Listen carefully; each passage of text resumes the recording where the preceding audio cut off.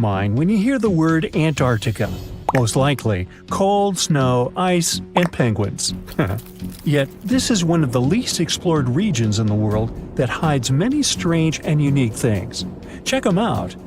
You don't have to go to Antarctica to see this weird thing. All you need to do is open Google Earth and move to one of the southernmost islands of Antarctica, King George Island. Recently, internet users have noticed a large and pretty strange cave entrance there. Where does this wide, dark passage lead? People started making suggestions. It's the entrance to a secret base or some laboratory. This is the part of the spaceship that crashed there thousands of years ago. This is the door to the ancient city of Antarctica. Perhaps there's a giant rock mountain with an ancient cave beneath all this snow and ice. Well, there's some ideas. Users have calculated the approximate dimensions of this cave. It might be about 74 feet high and 250 feet wide. You could hide a Boeing passenger jet in there. Nature probably created this entrance. This is a logical explanation, but there are two strange factors. First, take a look at the foot of the mountain. It seems that there are steps there. They're dark in color, as if they're made of stone. And if you look closely, you can notice something similar to human footprints. Has anyone entered this cave? Or maybe someone is still living there now. The second oddity is the disappearance of the mysterious finding. For the first time, people noticed it in a Google Maps snap in 2007.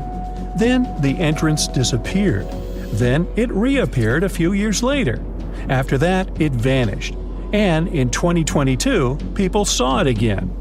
Perhaps old snow melts, a new layer falls, and then the wind blows it away and the cycle repeats. But the alleged steps leading deep into the cave make one doubt the natural origin of this tunnel. You can easily find the coordinates on the internet and visit the cave via Google Earth. You might see something there and tell the world. There's another strange thing people discovered with the help of Google Earth. In 2020, one user found a strange object that looked like a giant ship 100 miles off the coast of Antarctica. It was covered with ice and snow and lying on its side. It looked like a cruise ship. You could notice the windows, the deck, and the bridge. But not all people agreed with this. Some claimed it was a spaceship. Others said it was some kind of secret building. The user who first noticed the ship stated that its size was about 400 feet, which is the perfect length for a passenger vessel. But what is this ship doing in such a remote place in the middle of a glacier? How did it get here? Who was its captain? No one has found the answers to these questions yet. In 2016, people using Google Earth discovered a photo of an unknown sea monster floating off the coast of Antarctica. This creature resembled a giant squid with a length of about 200 feet. This is slightly shorter than 3 train cars.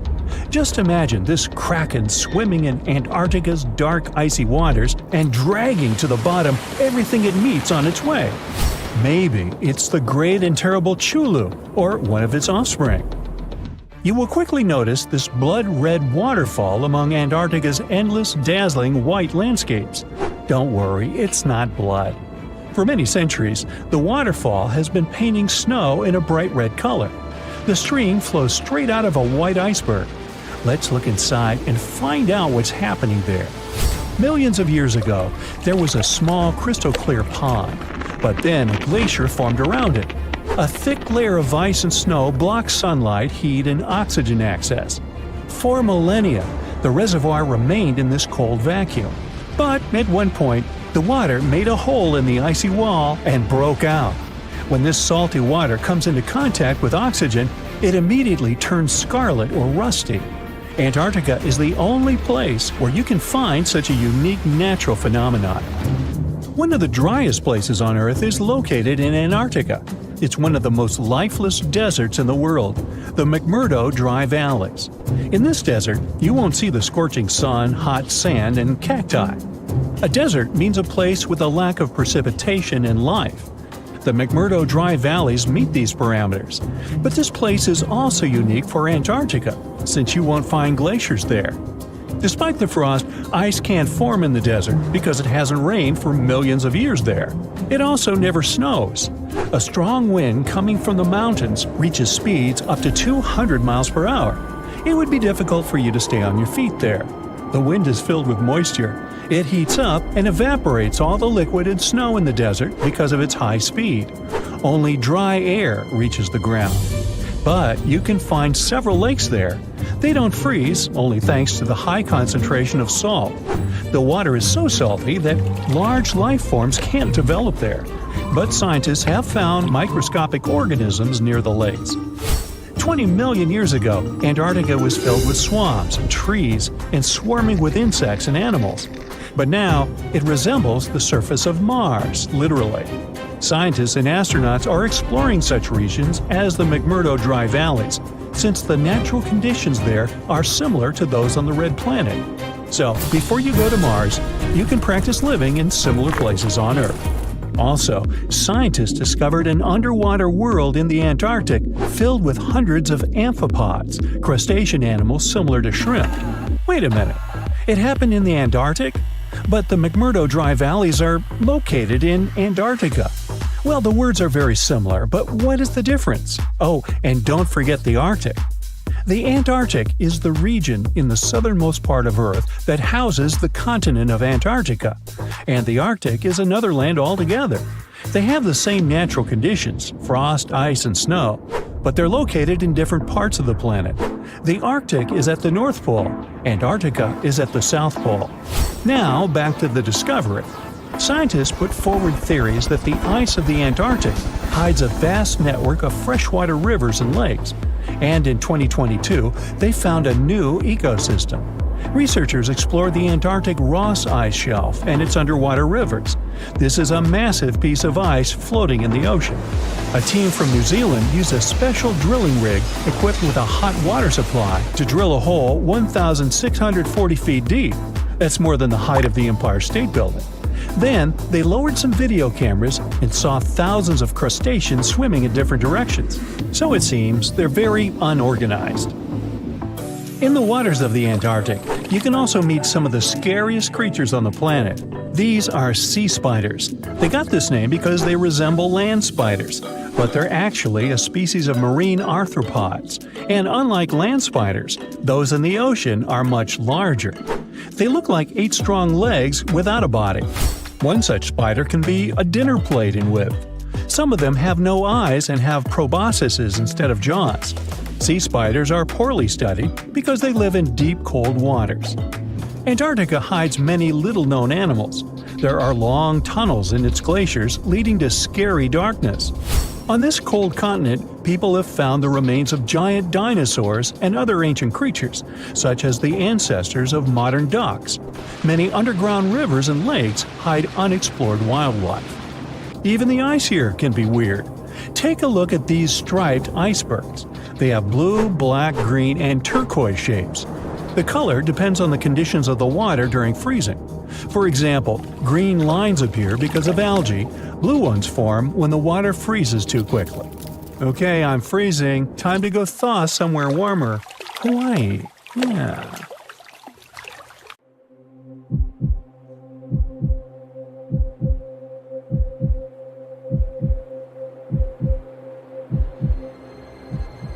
Leave it to people wandering on Google Earth to stumble upon the world's newest and weirdest places ever. Like this mysterious pyramid discovered in Antarctica. Soon enough, the internet blew up with all sorts of theories regarding this unusual shape. Could it be a sign from a different life form? Is this pyramid indeed natural, or is it man-made? For starters, it's not the first time we've discovered a pyramid in the Antarctic. The first one was observed by the British Antarctic expedition in the 1910s and kept secret for a long time. Its discovery being kept hidden only added to the mystery.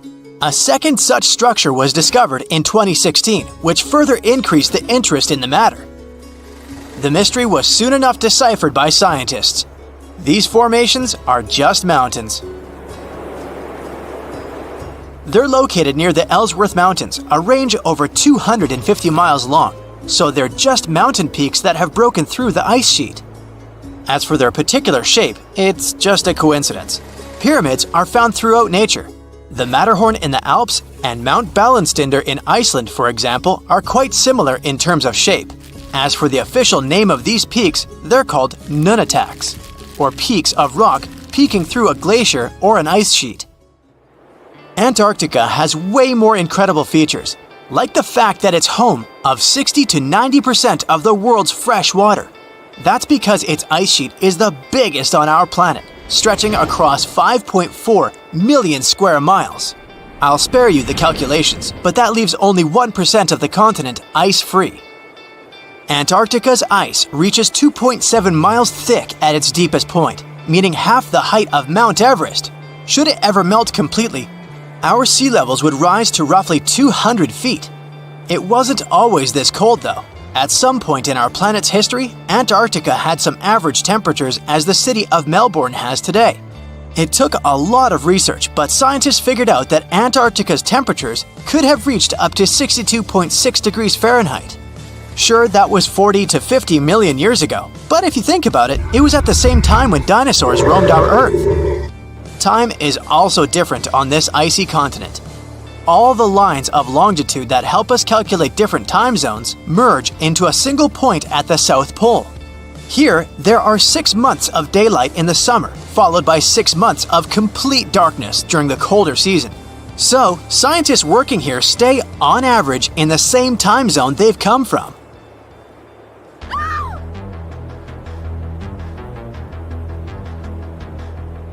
The Blood Falls aren't a chapter of a thriller movie. They are merely a series of waterfalls located in one of the driest regions of Antarctica. They emerge from an underground lake filled with a special type of bacteria. These little organisms use sulfates as fuel instead of sugars, which makes them very intriguing for scientists. The water contained in this lake is so full of iron that it basically just rusts when it meets air. So, the reddish color of the waterfall also gives it its trademark name. The megalodon was the largest predator ever known in our planet's history. In terms of its location, the megalodon lived practically in all waters on our globe, except near the poles. The reason why there are no megalodon teeth found in Antarctica is probably because the gigantic creature was adapted to only warm tropical and subtropical waters.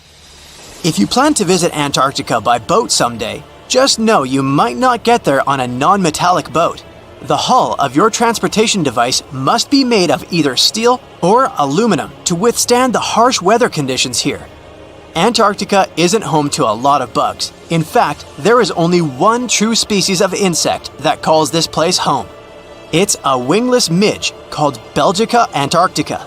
This fly is so tiny that it only reaches 0.08 to 0.23 inches long, but it's still the Antarctic's largest terrestrial animal.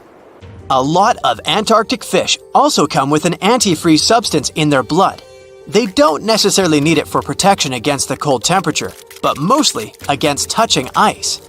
These antifreezes are made up of large glycoprotein molecules. They surround any small ice crystals that may form, making sure they don't spread through the animal's tissues, which could cause a lot of damage.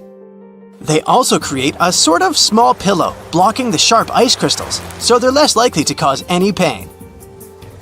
It also doesn't rain a lot here on this icy continent, but one amazing meteorological quirk of Antarctica is that it's full of diamond dust.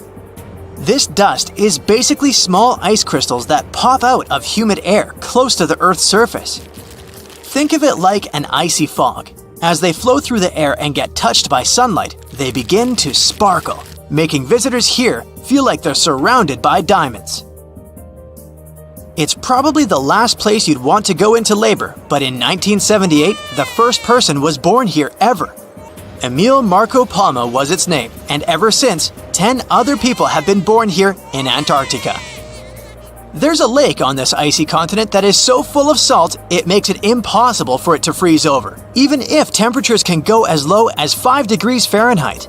That's because pure water freezes at 32 degrees Fahrenheit.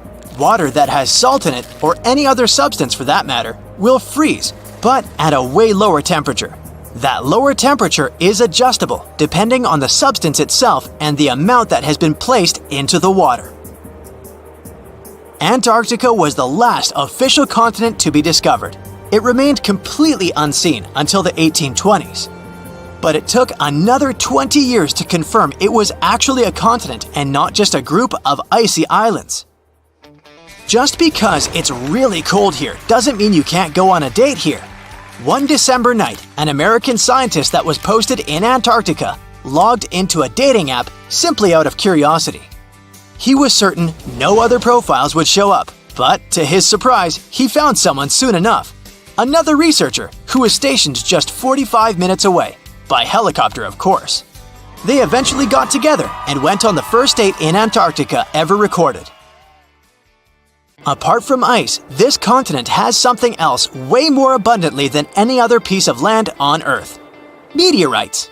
If we look at the research done by scientists, meteorites have equal chances of reaching any place on our planet.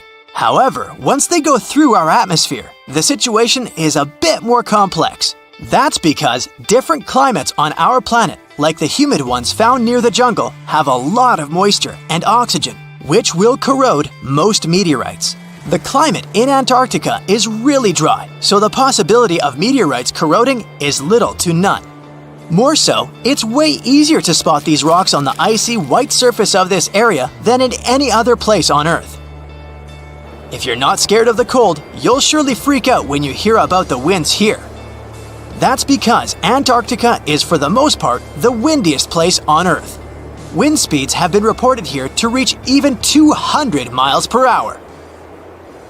So, there's a mysterious doorway in the middle of Antarctica.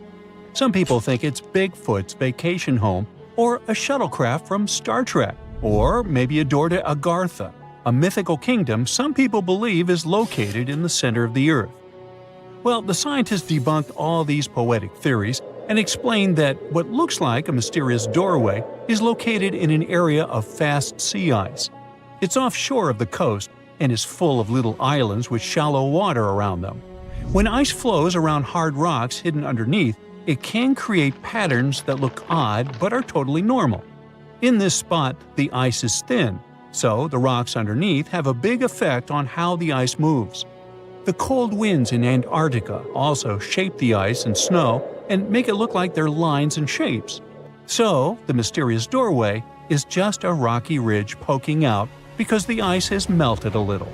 The top of the doorway is the tip of the rock, and the sides are snowy trails left by strong winds blowing in the same direction. It's essentially an iceberg that got stranded and is melting in one place. One YouTuber found another out-of-place mysterious object more than 150 miles off the shore of Antarctica, a 400-foot-long ice ship. The internet went wild with theories like that the ship must have ended up there right from the Bermuda Triangle. But there was no scientific proof that it was a ship and not just a large chunk of ice. And once some other internet users revisited the place, they noticed the ice melted in the summer and the hypothetical ship was gone. Another mysterious Google Maps find in Antarctica was a pyramid. And before you make up an exciting theory about how the ancient Egyptians built a secret base here, I have to tell you it turned out to be just a mountain.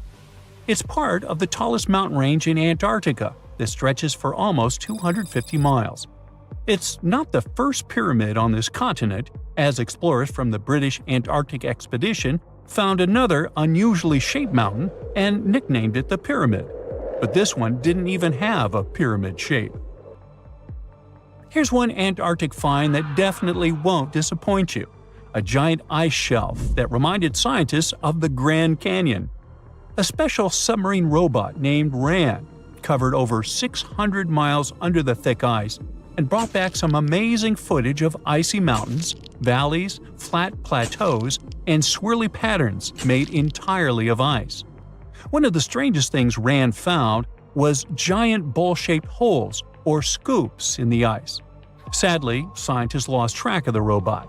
They think that curious Weddell seals may have accidentally bumped into RAN and caused it to get stuck. To save energy, RAN probably shut itself down, and the scientists couldn't find it again. But the team is hoping to build a new robot and continue exploring this icy canyon to see how the patterns under the ice might change over the years. Another huge Antarctic canyon was found thanks to bad weather. A team of sound experts had to pause their work at the Casey Research Station in a storm. Instead of waiting around, they decided to use the unexpected free time to map the seafloor near Adams Glacier. And that's how they found a canyon that is almost 7,000 feet deep, almost 30,000 feet wide, and stretches over 28 miles away from the glacier. During the mapping, they discovered just part of the canyon before they had to go back to the research station. But when bad weather came in again, the ship went back and mapped more of the canyon. They were working in waves up to 13 feet high and super powerful winds, but they managed to get about 15 hours of data to complete their map. On the way back to Australia, they stopped one last time, and now they've got a full picture of the canyon.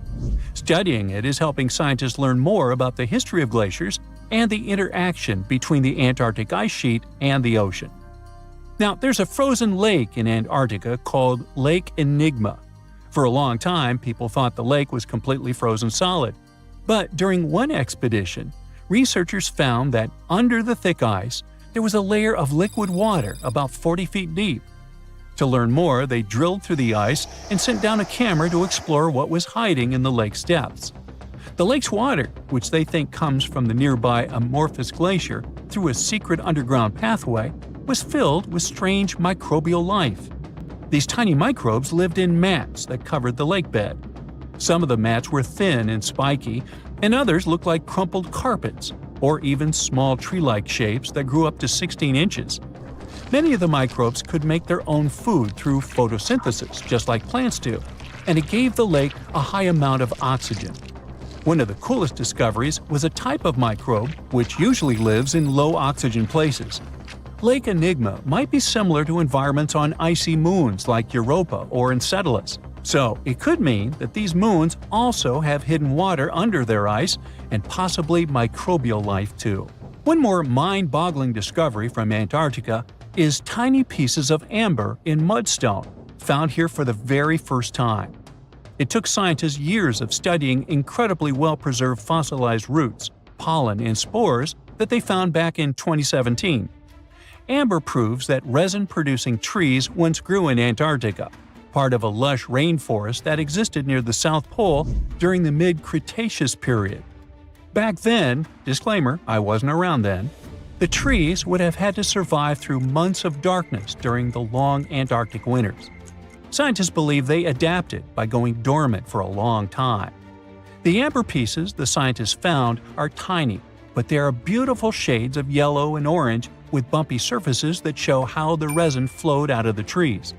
This resin likely leaked out to protect the trees from insects. It was preserved because water quickly covered it and kept it safe from sunlight and air. A scientist was browsing through satellite images for brown trails of penguin waste and found 4 new colonies of emperor penguins at the base of the globe. These new colonies likely have been around for years, though 3 of them are rather small, with fewer than 1,000 breeding penguins each. One of the new colonies was found close to a place called the Lazarev Ice Shelf, where there used to be a larger penguin colony.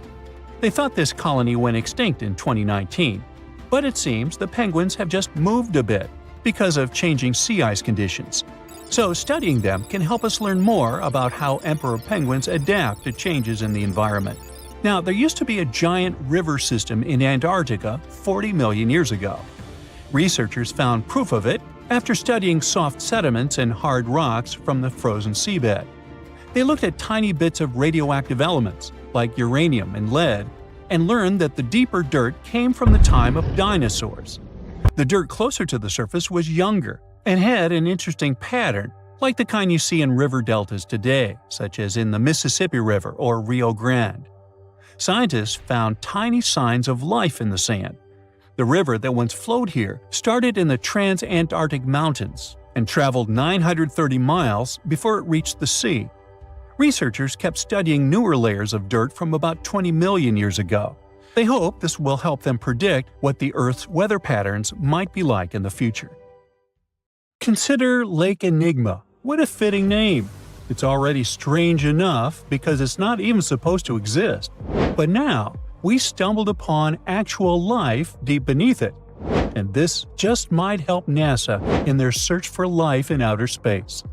The lake lies deep in the icy heart of Antarctica, so it's not really a water pool like we're used to, more like a lake-like block of ice, or so we thought. Just recently, Italian scientists discovered a secret that had been buried for ages, an actual body of water, and in this water, life is thriving. Various microorganisms, and even some weird little hunters. Which is super weird, since Enigma sits in a remote and harsh corner of our planet, the northern Victoria Land in Antarctica. The entire South Pole is cold, but in this place, temperatures can plummet to a horrifying minus 41 degrees Fahrenheit, though on average it's around 7. Chilly. Like we said, this lake shouldn't even be there at all. Antarctica is technically the largest desert on Earth, even though it's covered in snow, because it's super dry. There are 0 rains, truly little snowfall, and the sun barely evaporates anything. And even if there is some water, the insane winds make sure to dry everything out super quickly. Putting on our thinking caps, this lake should lose an unimaginable 7 million cubic feet of water every year. Yet, the water remains. Why? No one knows. Scientists say there could be something deep underground that refills it constantly. They just have no idea what that might be. Maybe deep underground rivers, melting ice, or something else entirely. But hence the name, the Enigma Lake. The block of ice we mentioned is permanent and super thick, at least 36 feet of it, and that's higher than a 3-story building. So researchers decided to check out if there's anything beneath it. They used a so-called ground-penetrating radar, a super smart echo detector for the ground. This radar sends invisible radio waves into the Earth.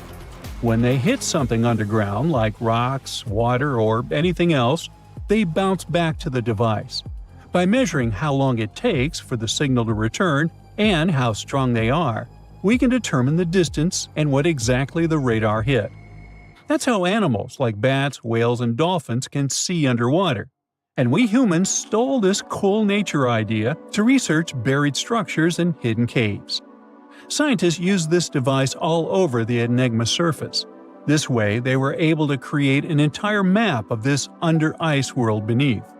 The water itself wasn't surprising. It's the unique ecosystem in it that shocked them. Unfortunately, no secret monsters or extraterrestrial secrets this time. But there are microorganisms there that may not exist anywhere else on Earth.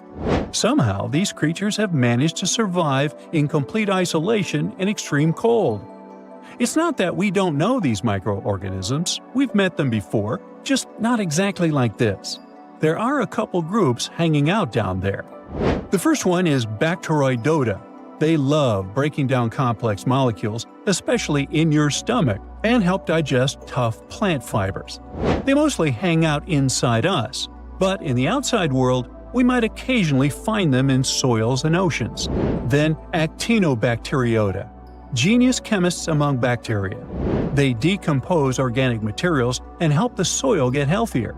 They're also famous for producing antibiotics, so we owe a lot of our medicine to them. The third one is Pseudomonadota. These guys weren't a surprise. They're crazy adaptable. They can thrive pretty much anywhere, from soil to water to the human body. Some of them are good, helping plants grow and in nutrient cycles, but others can be opportunistic pathogens.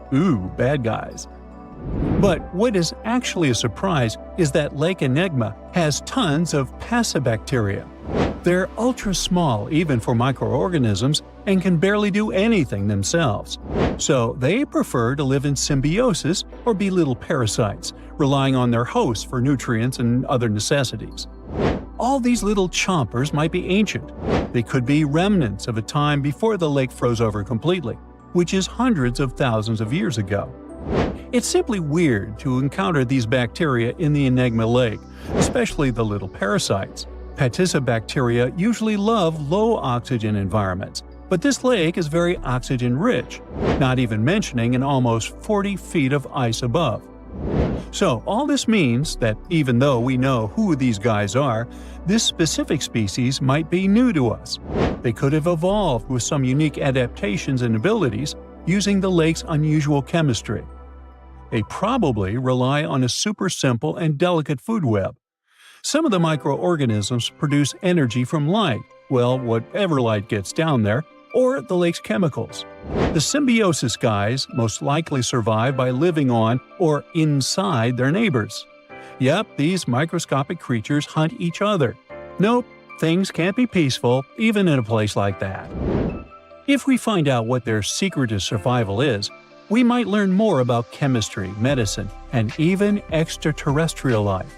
Because if life can endure such extreme conditions, then it can probably appear pretty much anywhere, including our closest neighbors, Europa or Enceladus, the moons of Jupiter and Saturn. They definitely hide oceans beneath their frozen surfaces, and now there's a very high chance there might be some life there. Antarctica must be the closest thing we have to extraterrestrial exploration before we actually land on other planets. It's full of hidden mysteries and surprising creatures. Even outside of Lake Enigma, the South Pole harbors life. Just take the McMurdo Dry Valleys, which are often referred to as Earthly Mars. These are among the most mysterious and extreme places on our planet. They're stretching across Victoria Land in Antarctica, and this is one of the driest places on Earth. Makes sense if you remember the name. Surprisingly, unlike other parts of the South Pole, this land is almost entirely devoid of snow and ice, just lots of super cold ground. There might even be some sand dunes nestled here and there between the rugged mountains. The ground is mostly covered in loose gravel, scattered with ancient rocks made of granite, and something interesting called gneiss, just spelled differently. It's the type of rock that's been through a lot, literally. It's usually born when granite and sedimentary rocks have to endure insane pressure or horrifying heat for a while, a process called metamorphism. These conditions are so intense that they literally rearrange the minerals into layers. That's why gneiss has such beautiful foliated looks. It's the planet's version of baking a layered cake. It's amazing because this place is almost exactly the way it was millions of years ago. These valleys are frozen in time, and they give us a little glimpse into Earth's distant past. And that includes life. Once again, local winds are absolutely terrifying gusts of cold air racing downhill, and they evaporate snow faster than it can even melt. So, logically, you shouldn't find much water here, not even mentioning life. But somehow, you can still stumble across frozen lakes and saline ponds in the dry valleys. And local life stretches all reason and our understanding of biology. It exists inside the rocks themselves. Microorganisms are hidden in slightly moist cracks and crevices. Deep inside, there's endolithic bacteria. These guys are super chill. Instead of moving around like other microorganisms, they always stay put inside their little rocky homes. How do they survive? Through photosynthesis. Just like plants, they take teeny tiny parts of light that gets in crevices and acts like little solar panels, getting energy from the sun. Meanwhile, in another place, beneath the Taylor Glacier, there's bacteria that literally doesn't eat anything. Not comfort, not sunlight, not even oxygen. These guys rely on a diet of dusty rocks and sulfur to fuel their weird metabolisms. By breaking down sulfur and iron, they get energy to sustain themselves. This way, they easily survive in deep seas at sub-freezing temperatures, completely cut off from sunlight, oxygen, and the world itself. This place is fascinating for both its life and the lack of it. In some parts of the valleys, like University Valley, yes, that's what it's called, the permafrost is so harsh that no microbes were found at all. This might be one of the only places on Earth where life appears to be completely absent, a quite scary idea. Anyway, now scientists are thinking about learning more about Lake Enigma and drilling this Mars-like environment, exactly for that reason, to see how we could get samples from Mars in the future. Discovering hidden places on our planet is extremely exciting. Today, I'm taking you on a trip that you aren't going to forget anytime soon. But suit up, this is about to get very cold. You hop on a plane and land on the ice-covered island of Greenland. An unbelievable view of the Aurora Borealis, aka the Northern Lights, is greeting you. You can't believe your eyes. Your guide tells you how rare this phenomenon is. Usually, people spend days trying to hunt it down. You feel lucky and take your time to appreciate these beautiful dancing greenish lights. You're glad you brought your camera along, aren't you? Between clicks, you learn that the Aurora Borealis is the result of some rather rough events. This spectacular light show occurs when energy particles from the sun slam into Earth's upper atmosphere. On day 2, you continue to explore the place by air. This may not come as a surprise, but Greenland is one of the world's largest islands. This time, on board a helicopter, you can see the infinite icy landscape. In case you're curious, you're now flying over 656,000 square miles of thick ice. Oh, what's that down there? It looks like a family of polar bears. You don't want to get too close, of course. The conditions in Greenland might be too tough for people to live there, but some animal species do very well in this land of ice. Those are reindeer, wolves, and Arctic foxes. On your way to Greenland, you probably made a pit stop in Copenhagen. Denmark is one of the few countries that have commercial flights to Greenland. You didn't know this before, but you find out that the island is actually part of the Kingdom of Denmark. On a map, it's right between the Arctic and Atlantic Oceans. You're lucky to have a local pilot that tells you about the secrets hidden in this scenery. Under this 2-mile thick white surface, there's an entirely different world. A world filled with canyons, meteor-carved craters, and millennia-old plant fossils. You are beyond excited to go visit one of these spots, but of course, you'll have to use your imagination, as all of it is hidden under ice. Believe it or not, nearly 80% of the island's surface is covered with it. The first stop on your tour is Greenland's Grand Canyon. You land not far from it, somewhere in the northern part of the island. You may know that canyons are deep, narrow valleys with steep sides, but I bet you didn't know that the word canyon actually comes from the Spanish word cañón, which means tube or pipe. Now, this Grand Canyon has some similarities with the one in the US. First of all, in size. It's at least 460 miles long and up to 2,600 feet deep in some places. There's a true subglacial valley down there, and if you're wondering how this happened, well, the canyon had probably been formed by a river that had been flowing through Greenland before the ice took over. Oh yeah, Greenland hasn't always been covered with ice. It was once green, no pun intended. Many other icy places on Earth, such as Antarctica, were once covered in greenery. Scientists have figured out that in the past, Greenland was mostly ice-free. With the help of airborne radar, they made amazing discoveries. By the way, ice is invisible to radar technology. If you have trouble believing it, try putting an ice cube inside your microwave. It won't melt or heat up. A recent discovery of fossilized plants allowed researchers to estimate that Greenland used to be much warmer than they could imagine. 2021 research conducted by the University of Vermont found fossils of twigs and leaves, which left researchers very confused. They expected to discover sand and rocks in the deepest layer of ice, but instead, they found some clear proof of rich flora. Judging by what you've seen of the landscape, it's hard to believe that forests were once growing here. Today, you'll find some tundra vegetation on the coastal part of the island, and that's pretty much it. But according to the genetic material found in these fossilized plants, researchers believe the island used to be much greener. It's very likely that there were insect-filled forests with butterflies and beetles flying around, and the average temperature on the island varied from 50 degrees Fahrenheit in the summer to 1 degrees Fahrenheit in the winter. NASA's Operation Ice Bridge has flown over Greenland more than 100 times. This has allowed researchers to create 3D maps of the island and figure out the age of each layer of ice in Greenland's ice sheet. Ice sheets can help answer many scientific questions as they form over the span of thousands of years. They're layers of snow on top of more snow. The snow gets compacted into ice, which in turn creates what we call an ice sheet. Remember those fossils we were talking about? They're believed to be from the Eemian period, which was 130,000 to 115,000 years ago.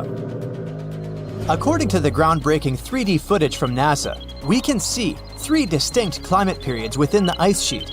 The uppermost layer is quite flat and uniform. If you decided to dig deeper, you'd find the layer formed during the last ice age. It's more complex and rugged. The ice there is darker than what you see on the surface. If you let your mind wander, you can picture what this part of the world looked like when mammoths were roaming around. If you kept digging, you would eventually find leftover ice from the Eemian period I've told you about. Now, canyons aren't the only unusual thing found under ice. If you could sneak a peek under all those layers of snow, you'd see an impressive mountain range and also plunging fjords. In 2017, scientists created a map that showed what Greenland had looked like without all that ice. There was a bowl-like depression in the middle of the enormous island. This depression was most likely an ancient lake. Around it, there was a circle of coastal mountain ranges. This scenery probably resembled the landscapes of modern Patagonia.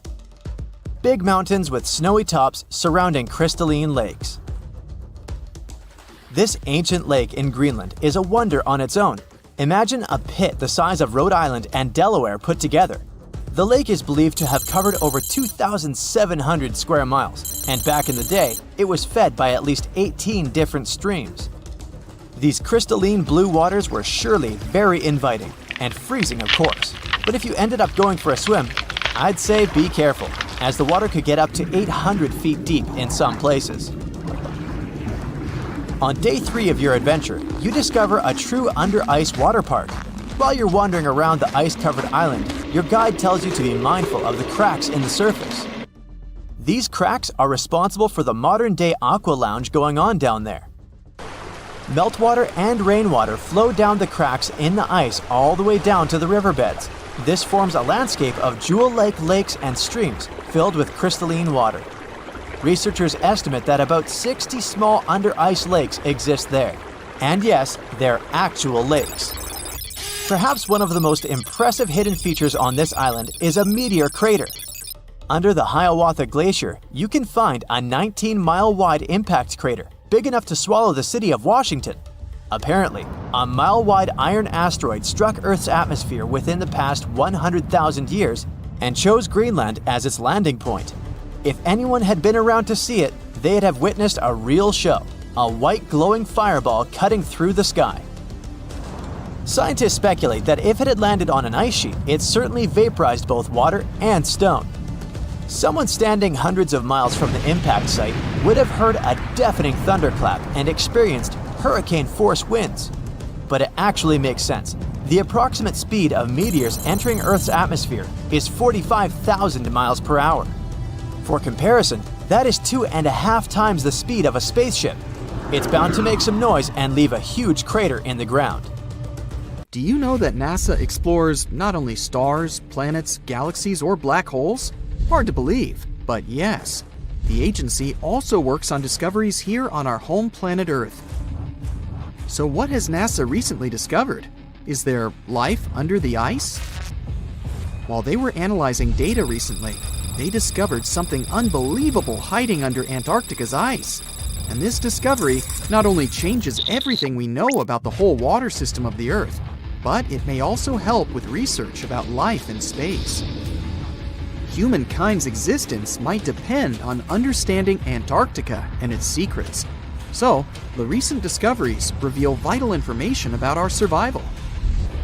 But before we continue, let's see how much you know about this place, where it's only ice as far as your eyes can see. Antarctica is one of the world's 7 continents in the southern hemisphere. It's the 5th largest continent in terms of total area, and that means it's almost twice the size of Australia. Want to see real meteorites? Go to Antarctica. Due to its dry climate, Antarctica is one of the best places to observe space. But what's even greater is that you can find meteorites on the white surface of the continent. Scientists have already plucked about 45,000 meteorites from the ice, and they think they can see another 300,000. Since there aren't many terrestrial rocks there, it's easy for them to spot them, thanks to their dark color. Antarctica's dry desert environment also helps preserve them, even the ones that fell to Earth more than 1 million years ago. And can you imagine any volcanic activity in Antarctica? It's hard. But this place is where fire meets the ice. West Antarctica is where most volcanic activity occurs. Scientists recently found that 138 volcanoes exist in West Antarctica alone. Wow! You would think that Antarctica is always cold, but no. Its coastal regions can get as warm as 50 degrees Fahrenheit. But have you ever wondered what Antarctica would look like if there were no ice? It may seem unimaginable now, but it was not always covered by ice. That was 34 million years ago, though, so nobody could tell how the continent's surface would be without the ice. But NASA changed that. They generated computer simulations and created the most accurate map of it as of today. What they saw was incredible. The continent was not flat at all like it seemed. It's pretty bumpy with valleys, rolling plains, and high mountains. But this was nothing next to what they had discovered under Antarctica's ice. So, what is it? Drum roll, please. NASA found 2 new subglacial lakes. And what's even cooler about it is that they spotted these lakes from space. How is that? If your answer is high-tech satellites, then you're right. In 2003, NASA launched a satellite called IceSat. It measured ice sheet mass balance and cloud and aerosol heights. The satellite also helped create the ice-free map of Antarctica. In 2010, the European Space Agency launched the second satellite, CryoSat-2. It was for tracking the changes in the thickness of the ice. Then, in 2018, NASA launched the third one, IceSat-2, a follow-on to the IceSat spacecraft. It measured ice sheet elevation and sea ice thickness. It was NASA's most advanced Earth-observing laser instrument. It delivered the highest precision data. And when that was combined with the data from the other satellites, it was possible to spot these 2 new lakes near a pair of larger ones. But how is it possible that these lakes exist in the first place? The average thickness of most Antarctica ice is approximately 1.2 miles. However, it can get over 1.8 miles thick in some places, especially during the winter. So, you might think that there's nothing under there, but science says otherwise. It's not quite possible to see it with your bare eyes, but the continent's ice is slowly but constantly flowing in different directions under the force of its weight. But scientists could not figure out how water moved for many years. That started to change in 2007, when data gathered from the IceSat provided insight into what hides beneath the surface. They first discovered an entire network of meltwater lakes connected under Antarctica's fast-flowing ice streams, and there were hundreds of them. Scripps Institution of Oceanography glaciologist Helen Amanda Fricker figured that the elevation changes measured by IceSat happened because of the dynamics of these lakes. They did not hold meltwater statically. Instead, they were filling and draining continuously over time through a system of waterways. And as they did that, the ice above rose and fell. But where do they drain? The ocean, of course, and it drains a lot. A recent study, co-authored by Fricker, found that the drainage of one lake flushed as much as 198 billion gallons into the ocean in only 3 days. Countless mysteries about how nature works are still waiting to be solved. But finding the 2 new lakes will give scientists a better picture of how fast the Antarctic ice sheet will change as the climate gets warmer, and how this will affect global ocean currents and sea level rise. The filling and draining cycle of the lakes also cause the ice sheet to suffer cracks and crevices. So, the information they find from these new lakes will also give them a better understanding of the damage on the surface of the ice. They will also be able to assess how this filling and draining system influences the speed at which ice slips into the oceans and seas. And that means they can evaluate how the added fresh water may alter marine ecosystems. This discovery may also suggest whether life is under the ice. Wow! Scientists drilled through about 3,504 feet of ice and found that water samples taken from one of the lakes contained approximately 10,000 bacterial cells per milliliter. Such a high number of bacterial life is a good sign, because that means the icy waters might also support higher life forms, such as microanimals, and one of these new lakes might even be their home. But the most exciting thing is that the new lakes might help them understand whether life on other planets is possible. Scientists believe any life below the frozen surface of the planet Mars might follow the patterns seen in Antarctica's lakes. So, there is a possibility that they might find critical new information on the type of life that may have existed on the red planet. You wouldn't want to be there during the winter, though. The lowest temperature on Earth you can experience is negative 128 degrees Fahrenheit. In 2010, there was an even lower temperature of negative 135 degrees Fahrenheit.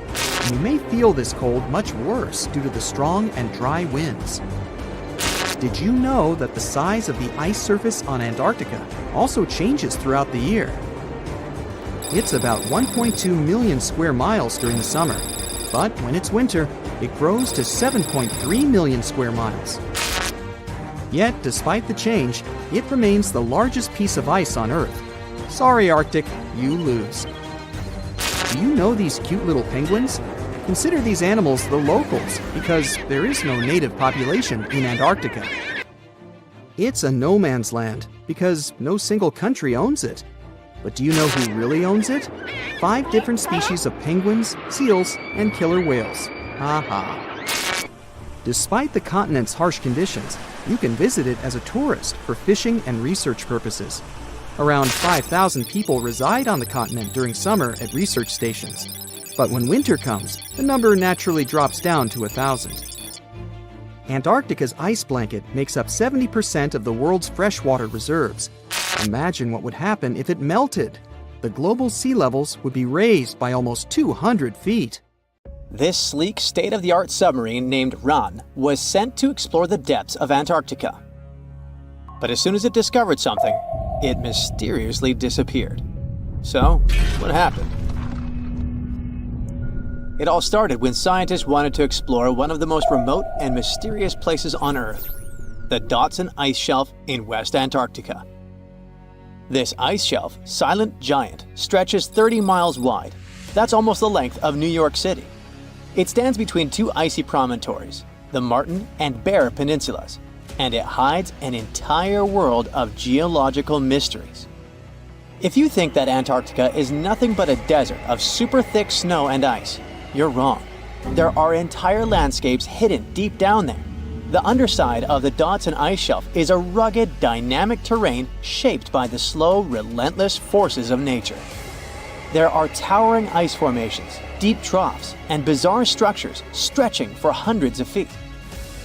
Scientists are super curious about it, but as you can imagine, this landscape isn't easy to explore at all. To find out more, we have to scan the area with satellites or try drilling through the snow, trying to collect the big picture, piece by piece. But these methods only gave us vague hints. The real breakthrough happened when scientists came up with the idea to let the submarines explore it. Autonomous submersibles could swoop deep into the icy waters beneath the Dotson Ice Shelf and tell us what's up down there. These robotic explorers have fantastic advanced sonar systems. It's that thing that bats or dolphins do. They can use sound to see the world.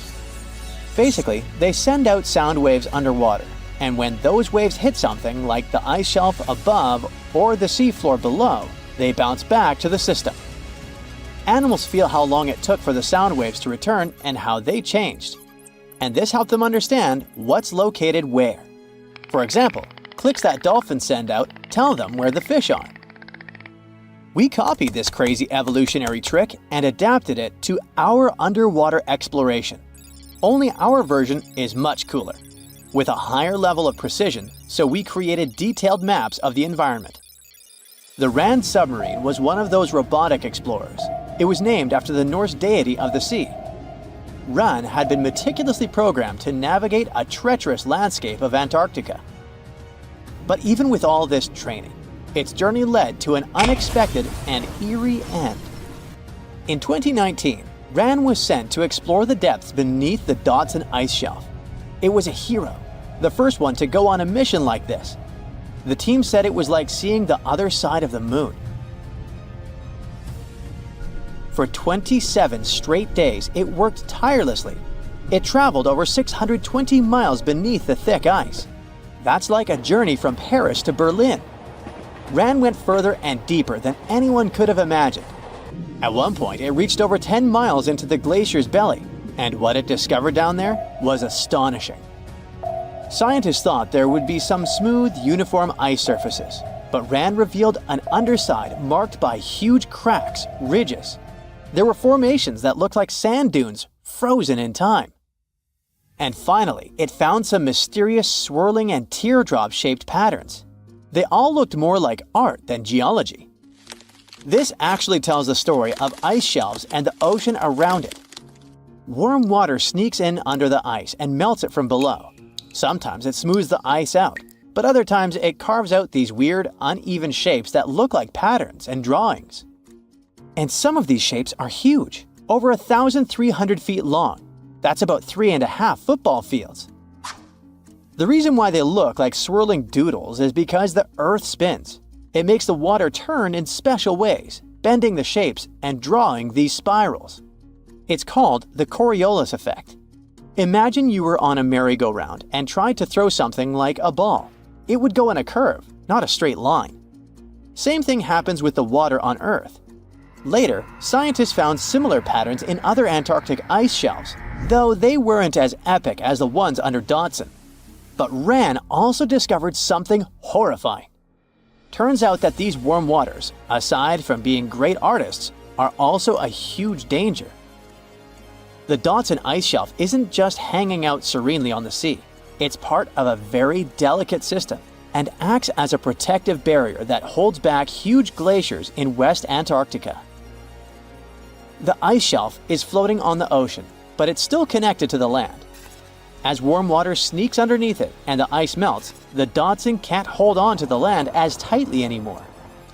The protective barrier starts to weaken, and this lets the glaciers behind it move faster into the ocean.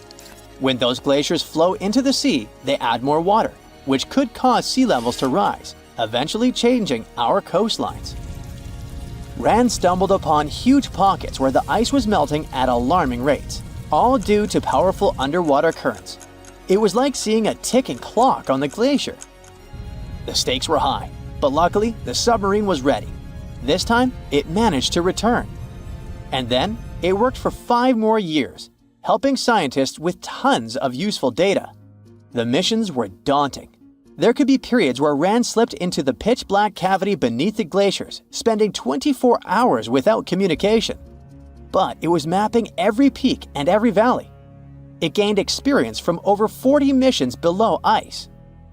Then, in early 2024, RAN went on a mission to the Thwaites Glacier.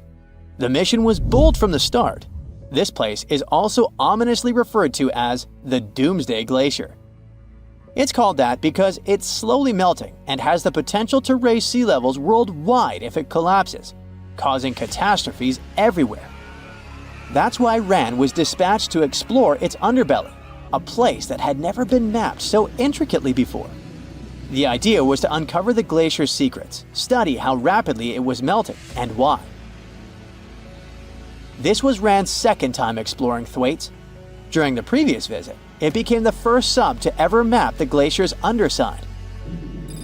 RAN was exploring the depths from 650 feet to 1,650 feet. It sent a lot of data about how the Doomsday Glacier was slowly melting due to warm ocean currents. But while venturing into these icy depths, something went wrong. Out of nowhere, RAN vanished. Without warning, without a trace.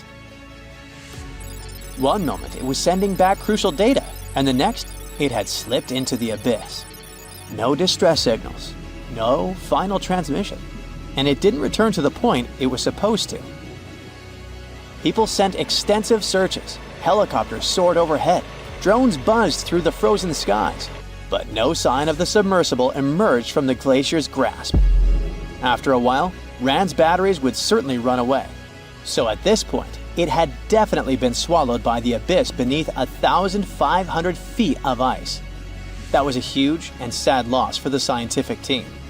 The scientists at the University of Gothenburg are now looking to replace Ran and continue their important research under Thwaites. To this day, scientists have no idea what happened to it. Some say it may have been trapped in the ice. Others believe it was pulled away by an unseen current. It also might have collided with something unexpected. Whatever the truth is, its disappearance has left scientists stunned, and it looks like the ice shelf will hold on to its secrets a little longer. At least we gained a treasure trove of knowledge from Ran's journey. Scientists keep exploring Antarctica, looking for history that hides under the snow. For example, they discovered that around 90 million years ago, a lush temperate rainforest thrived near the South Pole. They revealed an ancient world far warmer than they ever imagined.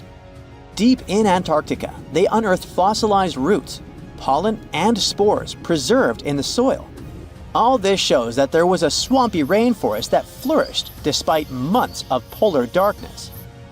All these discoveries changed our understanding of Earth's climate, both in the past and the future. We've all dreamed of visiting the Arctic and witnessing the natural wonders of polar bears frolicking on ice floes or the aurora borealis dancing across the sky. Well, sorry to break it to you, but you won't find any tourists flocking to Antarctica anytime soon. Why, you may ask? Let's dive into it. First off, where is Antarctica? It's located in the southern hemisphere, specifically at the South Pole. The Southern Ocean surrounds it, and most of the continent is covered by ice, making it one of the most remote and frigid places on Earth. Now, have you ever met someone who's visited Antarctica? Probably not. It's one of the least visited places on the planet, and only a handful of lucky explorers have seen its interior, which is mostly made up of glaciers and ice fields. But trust me when I say the wildlife and scenery are out of this world. Why shouldn't you travel to Antarctica? Well, for starters, the environment is incredibly fragile and can be easily damaged. Plus, there are no native human populations on the continent, so your travels would essentially be like visiting an uninhabited island. And let's not forget that it's also one of the most expensive destinations to travel to. Despite all that, Antarctica is not exactly guarded like a fortress, but there is an international agreement called the Antarctic Treaty. This treaty was negotiated to prevent any unwanted activity on the continent and bans some forms of testing done there by member states. But the primary reason we can't just waltz into Antarctica is that it has a delicate ecosystem that needs protection. The treaty states that Antarctica should be used for peaceful purposes only and should be free from any human activity that could harm the environment. Scientists are still learning about the continent's unique ecosystem, and our activity and machines could disrupt the delicate balance that exists there. If you're still itching to go to Antarctica, getting permission isn't exactly a walk in the park. U.S. citizens, for example, need to complete a special form and send it to the Office of Ocean and Polar Affairs. And once you're there, you'll need to follow some strict guidelines to protect the environment, like not disturbing any wildlife or taking souvenirs like rocks, plants, or animals. Now, technically, can you live in Antarctica? While there are no laws banning people from living there permanently, it's a very inhospitable environment and unsuitable for human habitation. Temperatures can reach -76 degrees Fahrenheit and below, making it nearly impossible for anyone to survive without the proper equipment and experience.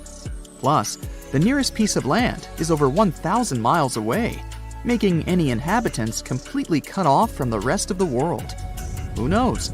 Maybe one day we'll get the chance to visit this unique and fascinating continent. But until then, let's admire it from afar. Let's now talk a bit about the discovery of Antarctica. Unlike other places that were already inhabited, Antarctica never had a native human population. Ancient Greek philosophers had an idea about the continent and called it Antarctos, meaning opposite the bear. The bears it refers to are not the polar ones though, but rather the Great and Little Bear constellations, which are only observable in the northern hemisphere. As a result, the term signifies the opposite of the land of the bear. whaling and sealing voyages in the late 1700s and early 1800s would venture further south when rounding Cape Horn at the tip of South America. It was known that going further south often meant stronger winds, but also the risk of hitting floating ice of all sizes and of winds and seas that could prove dangerous to the ship and crew. Captain James Cook was the first to cross the Antarctic Circle on January 17, 1773, in the Ross Sea region. He reached a point further north a year later, and though he didn't sight land, he came to within 50 miles and saw deposits of rock held in icebergs, indicating that a more southerly land existed. The first sighting of Antarctica is widely acknowledged to have taken place in January of 1820, during the voyage of two ships under the command of Captain Fabian Gottlieb von Bellingshausen, as part of a 2-year exploratory expedition around the world to discover new lands. The captain's ships were the first to have crossed the Antarctic Circle since Cook. The first undisputed landing on Antarctica didn't happen until much later, on January 24, 1895, at Cape Adare during the whaling voyage of the ship Antarctic, led by Henrik Bull. A small boat with 6 or possibly 7 men on board rowed ashore during calm conditions. You might not believe it, but Antarctica is actually a desert.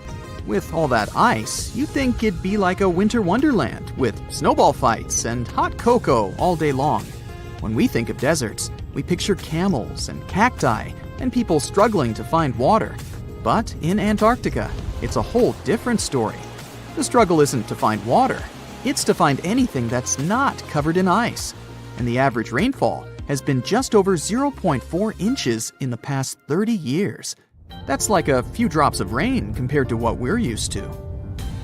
So technically, it's not the dunes or sizzling heat that makes a desert, well, a desert. It's the lack of precipitation. But don't worry, if you ever find yourself lost in Antarctica, you won't have to worry about getting thirsty. Just make sure you bring a jacket and some mittens, because it's cold enough to make you into a popsicle. Not only is Antarctica one of the driest places on Earth, but it's also the coldest, the windiest, and the highest. Talk about overachieving. The penguins and scientists down in Antarctica have at times found themselves in a bit of a pickle when it comes to time. You see, unlike the rest of us on this big blue planet, there is no Antarctica time zone. All the lines of longitude meet at a single point at the South Pole, making it a bit of a head-scratcher when trying to figure out what time it is. Now, you might be thinking, but how do the scientists and researchers keep track of time down there? Good question. They typically stick to the time zone of the country they departed from. However, with stations from all over the world on the Antarctic Peninsula, things can get a little wacky. Imagine trying to coordinate with your neighboring countries without accidentally waking them up in the middle of the night. You might think that not much could survive in a place where the temperature is extremely cold, the sun barely shows up, and the wind could blow you away faster than a tumbleweed. Well, as in many places on Earth, life found a way in Antarctica too. Believe it or not, this frozen continent is buzzing with activity.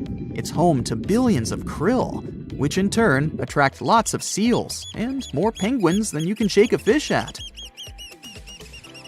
But don't let their cute and cuddly appearance fool you. Penguins are the ultimate swimmers, with streamlined bodies that would make Olympic medal winners jealous. They come ashore to breed and chill, but their real talent is stealing pebbles from each other and forming mathematically precise huddles to stay warm. Antarctica is also home to the largest species of penguin on Earth. It's called the emperor penguin. Sure, these creatures are flightless birds, but that doesn't mean they can't jump. In fact, some of them can leap up to 120 inches. And let's not forget about the seals. With their furry bodies and special songs, these marine mammals are protected by the Antarctic Treaty, and they're thriving in the cool waters of the Southern Ocean too. But the real stars of the show are the whales. During the Antarctic summer, these huge creatures show up in droves to chow down on the abundant krill. It's indeed like a whale buffet down there. Ooh, you're diving into the dark and icy waters of Antarctica. The eerie blue darkness is enveloping you, reminiscent of the vast expanse of open space. In these depths, where you least expect to encounter any living creature, you suddenly hear a loud, strange sound. A quacking noise, as if a giant duck was hidden in the deep. In 1960, researchers first recorded this sound and named it bioduck. Clever. For decades, they tried to unravel the mystery of its source. Was it a giant kraken? An extraterrestrial spaceship that had crashed into the ocean? A mysterious sea monster? Or perhaps an enormous duck? There were many versions, one more bizarre than the other.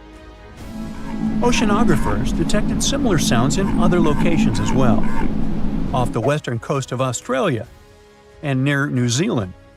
They recorded similar but higher pitch signals, which they named bio-goose.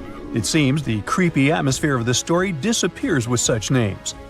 Anyways, these sounds were not isolated incidents. They happened multiple times with consistent intervals. Many initially thought the source must be mechanical, given the regularity of the sounds. However, studying the oceans in the latter half of the 20th century was challenging because of limited technologies. Nevertheless, scientists persisted in collecting data on bioduck and biogoose, driven by their insatiable curiosity. As more data accumulated, so did the theories. But scientists eventually uncovered the mystery. Bioduck turned out to be a form of communication with a biological origin. When researchers analyzed the repeating sounds, they noticed that the signals never overlapped.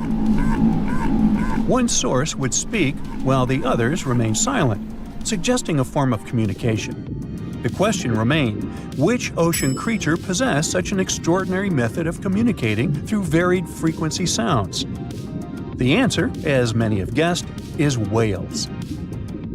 Scientists compared the bioduck sound from Antarctica with the calls of minke whales and found striking similarities. The biogoose sounds from the waters off Australia and New Zealand likely belong to other species or very young minke whales. This discovery, however, only deepened the mystery. What purpose did these sounds serve? Were the whales discussing their dinner plans, laughing at the humans recording their voices, or perhaps sharing deep insights about the universe? The possibilities were endless, but the most astonishing revelation was that humans might one day learn to communicate with these magnificent creatures.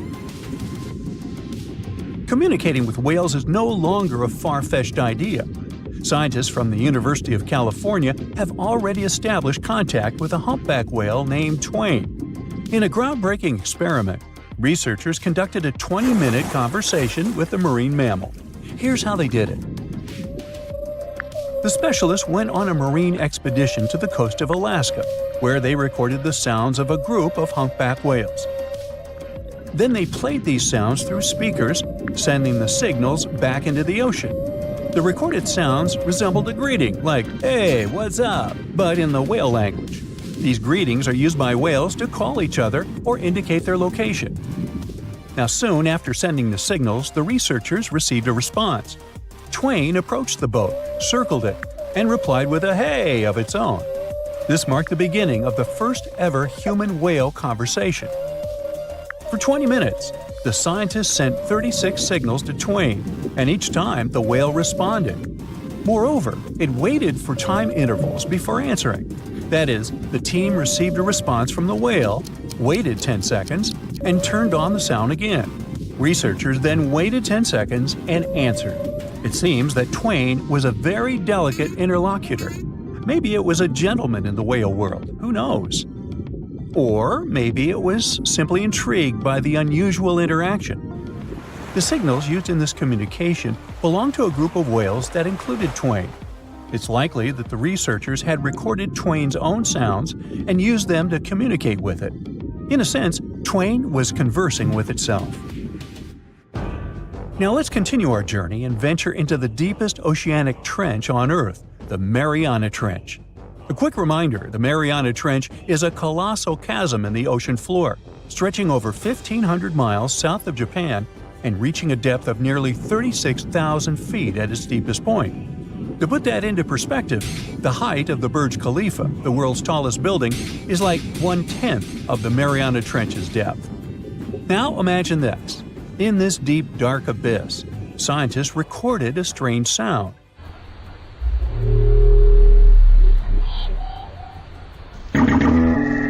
Unlike bioduct, this sound resembled something from a science fiction movie, a low rumble, followed by a metallic ping, reminiscent of the sounds made by spaceships in sci-fi movies. Researchers named this mysterious phenomenon biotwang noises. Scientists first detected this strange sound in 2014 during an acoustic survey of the Mariana Trench, and they quickly identified its source: whales, specifically Bride's whales. Using artificial intelligence, researchers analyzed around 200,000 hours of audio recordings from the ocean and found matches with a group of Bride's whales. Like other animals, these whales use sounds as a form of communication. Now, did you know what else was found at the bottom of the Mariana Trench? A plastic bottle. It's unlikely it was done by a kraken or a whale or some type of monster. Everything is simpler here. The bottle ended up there because of a human. But that's a topic for another video. Okay, let's deal with one more sound. No whales this time, just a mysterious sound in the loneliest place on Earth. This place is called Point Nemo, and that's why it's so lonely. Located in the South Pacific Ocean, Point Nemo is the most remote spot from any land. The nearest island is 1,450 nautical miles away. It's about the same long distance from land in all other directions. Moreover, here, there's almost no marine life, since few water currents reach this spot, and therefore few nutrients are supplied. In a sense, it's a water desert. And so, in 1997, oceanographers recorded a very strange and frightening sound coming from the depths in the area of Point Nemo.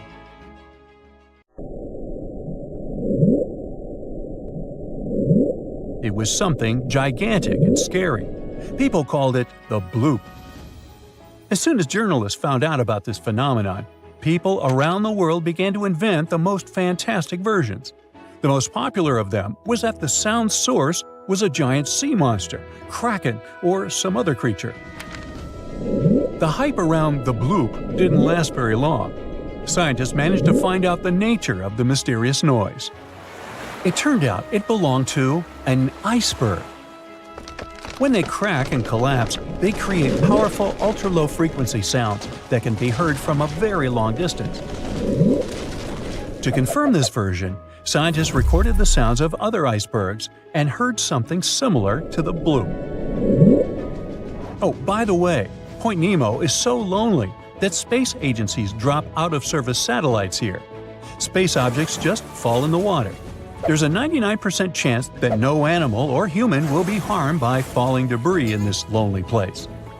That's why many people call it the satellite cemetery. But what if, someday, a spaceship from another planet falls here? What if it has already fallen in Point Nemo and sometimes emits an emergency signal that breaks through the ocean? Ooh. All the mysteries you have heard have already been solved. How about we end this video with a mystery that still baffles scientists? Meet upsweep.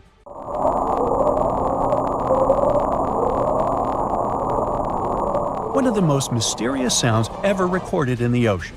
It's not just noise, it's a series of short ascending tones repeated at intervals of several seconds.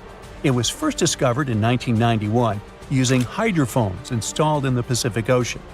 At first, oceanographers suggested that upsweep could be associated with volcanic activity or underwater earthquakes. But the seasonal nature of the sound and its intensity change depending on the time of year, which rules out these versions. People began to consider hypotheses related to the biological life of the ocean. They studied the migration routes of marine animals and their behavior at different times of the year. However, despite all efforts, the sound source has not been identified. Some studies suggest that upsweep may be associated with certain species of fish or other marine animals that make sounds for communication or navigation, but no one has been able to prove it. put on your woolen hats, find the warmest mittens, and go buy the thickest blankets. The next ice age might be just around the corner. And the trigger is much more shocking than anyone might have expected. What's even worse? We have no control over our bitterly cold future. Earth's climate has been on a wild ride for millions of years. It's been warming up, freezing over into ice ages, then heating up again to the more normal temperatures we know today. These cycles, called quaternary ice ages, are part of a much longer pattern of global freezing and thawing. For a long time, scientists thought Earth's orbit around the Sun had something to do with triggering ice ages, but figuring out exactly how was tricky. Well, new research has finally connected the dots. It shows how tiny changes in Earth's tilt, wobble, and orbit mess with the growth and melting of huge ice sheets. This is a pretty big deal because it helps scientists understand not just what happened in the past, but also what might happen to our climate in the future. Even small shifts in how Earth moves through space can have huge effects over thousands of years. These changes control how much sunlight different parts of the planet get, which affects how ice sheets grow and shrink. Earth doesn't orbit the Sun in a perfect circle. It actually follows a slightly oval-shaped path. This phenomenon is called orbital eccentricity. Since the Sun isn't sitting right in the center of this oval, Earth's distance from it changes throughout the year. Plus, the oval itself slowly shifts position in space over time, which is called orbital precession. On top of that, Earth's tilt, aka obliquity, also changes slightly as our planet moves around the Sun. Scientists have known for a while that these orbital quirks impact our planet's climate, causing cycles of warming and cooling. As different parts of Earth's orbit shift, they change how sunlight is distributed across the planet, influencing seasons and ice ages. These Milankovitch cycles happen roughly every 20,000, 40,000, 100,000, and even 400,000 years. The difficult part is to figure out how each of these orbital changes affects climate shifts. Earth's climate is a complicated system, with tons of factors influencing it at the same time. Modeling all these processes is no easy task. It needs huge computing power and a deep understanding of each factor's role in shaping our planet's past and future climate. There are two cycles that are super close to each other in timing. Precession, which happens every 21,000 years, and the second harmonic of obliquity, that happens at 20,500 years. But even though they're so close, no one has been able to directly connect either of these cycles to the end of an ice age. On top of that, for the past 800,000 years, ice ages have ended every 100,000 years, and scientists still haven't figured out what causes this pattern. To get to the bottom of it, researchers turned to the deep sea. They studied changes in oxygen isotope ratios found in the tiny, fossilized shells of marine creatures. These tiny creatures live in the ocean, and their exoskeletons preserve clues about past climate, specifically changes in ice sheets. This allowed the researchers to track the beginning and end of ice ages over the past 800,000 years. By comparing the changes in the ice sheets with Earth's orbital changes, they found an incredible pattern. The key moments when Earth moved between ice ages and warmer periods were perfectly lined up with specific relationships between precession and obliquity. It turns out that the end of an ice age, called deglaciation, is closely linked to the way precession and obliquity align. But it's obliquity alone that seems to trigger the start of an ice age. This discovery is the key to understanding the 100,000-year cycle of ice ages. The researchers say it was always there, just waiting to be noticed. Before the discovery, people thought the timing of ice ages was more random. But this new study shows there's a clear, predictable pattern. This means we might actually be able to predict when ice ages will happen in the future. Right now, Earth's tilt is slowly decreasing, and in about 11,000 years, it'll hit its lowest point. Based on the team's calculation, the next ice age is expected to begin before then. At the same time, according to the latest reports, humans have already started pushing Earth's climate off its natural path by releasing greenhouse gases. Another thing scientists are warning about is a massive shift that's happening in the Atlantic Ocean, and it could drastically change the world's climate. The Atlantic Meridional Overturning Circulation is a system of ocean currents that moves warm and cold water around the planet. And right now, it is showing signs of weakening. What will happen if it collapses? Freezing temperatures in Europe, extreme weather across the world, shifting monsoons, and even an Amazon rainforest drying up. And the scariest part? Some researchers say there's a 95% chance this could happen before the end of the century. Think of the AMOC like a giant conveyor belt in the ocean. Warm, salty water from the tropics flows north towards Europe and North America. When it reaches colder areas, it cools down, becomes heavier, and sinks to the bottom of the ocean. This deep, cold water then moves southward, while fresh, warm water from the equator keeps flowing north to replace it. This system helps regulate global temperatures, keeps Europe's winters mild, and prevents the US East Coast from flooding. It also controls monsoon patterns that bring seasonal rain to parts of Africa, South America, and Asia. Without it, the world's climate would look completely different. Right now, melting ice from Greenland and Antarctica, along with increased rainfall and river runoff, is dumping too much fresh water into the North Atlantic.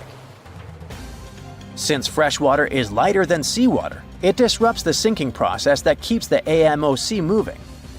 If too much fresh water builds up, it will mess up the entire system. And once it collapses, there will be no reversing it, even if the climate later cools down. Scientists have seen two big warning signs. First of all, the warming of the ocean off the US East Coast, which suggests the AMOC is already slowing down. Plus, there's a cold blob of water south of Greenland. It might be a sign of the weakening of the ocean current, and that's exactly what happens before the system fails. What would happen if the AMOC fully shut down? Europe would enter an ice age. The AMOC plays an important role in keeping Europe's winters relatively mild by bringing warm water north. If this process stopped, Europe would be plunged into deep winter. London's climate would drop by 18 degrees Fahrenheit, making it feel like northern Canada. Stockholm could get up to 54 degrees Fahrenheit colder, turning it into Siberia-like conditions. And snow and ice would cover much of northern Europe year-round. Next, monsoons would shift, leading to severe droughts. The AMOC helps regulate tropical rainfall, especially in Africa, South America, and Asia.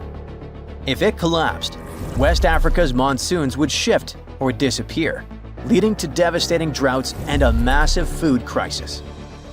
The Amazon rainforest could dry up, transforming into a savanna or grassland.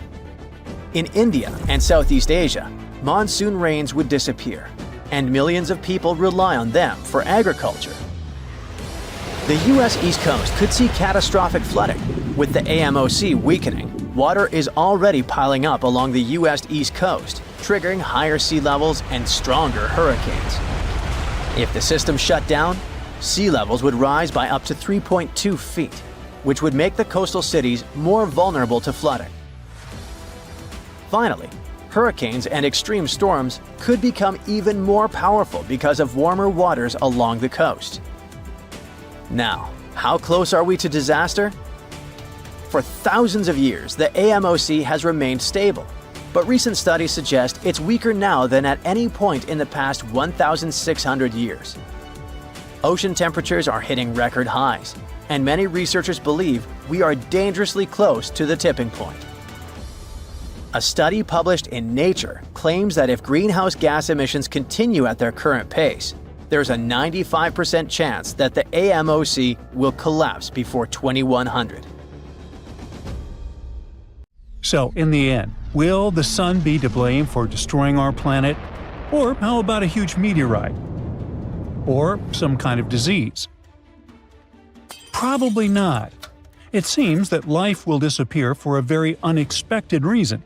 Humans, animals, insects, fish, and most microbes will be wiped off the face of the Earth because of oxygen, or more precisely, because of its absence.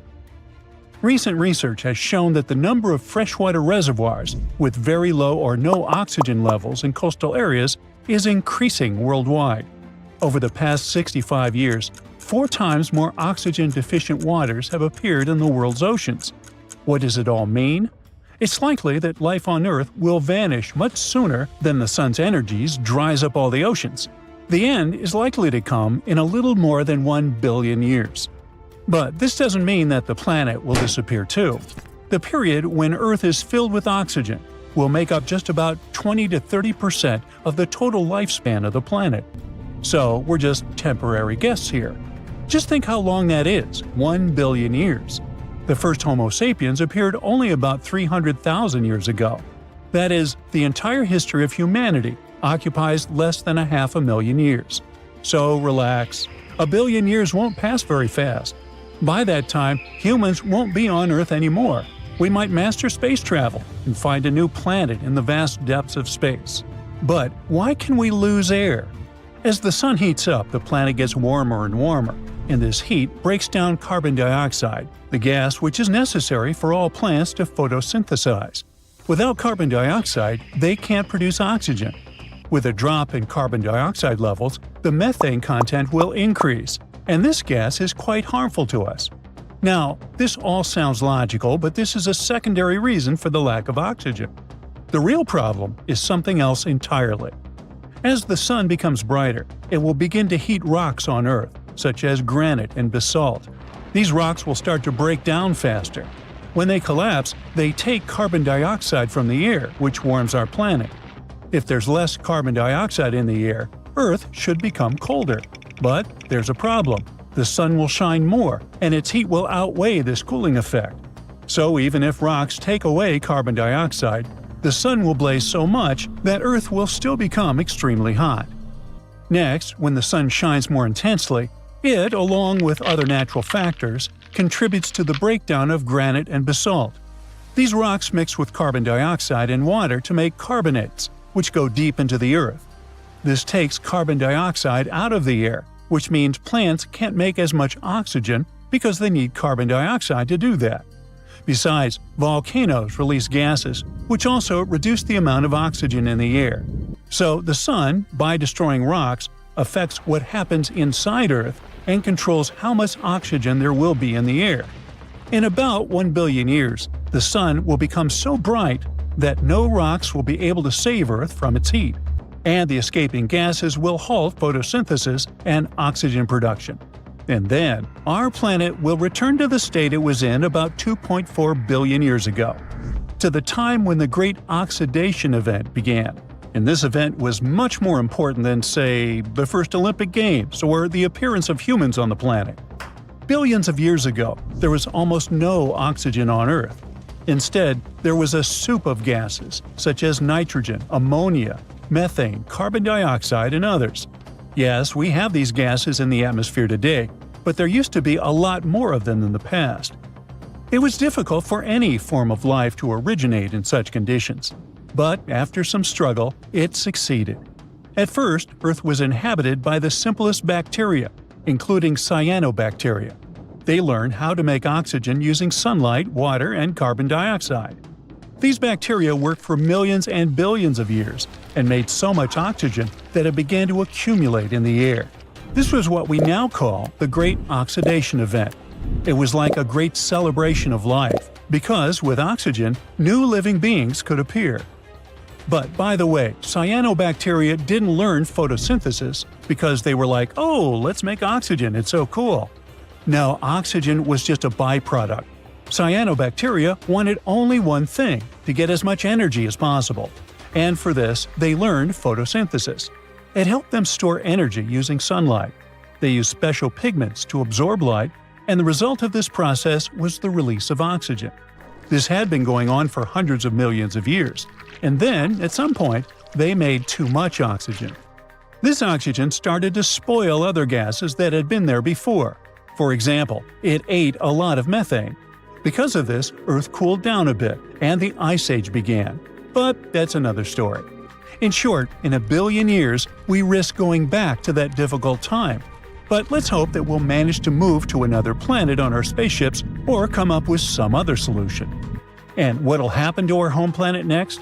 Will new life be able to originate there without so much oxygen? Well, it's possible, but it'll be much more difficult. This will require another source of energy besides the sun.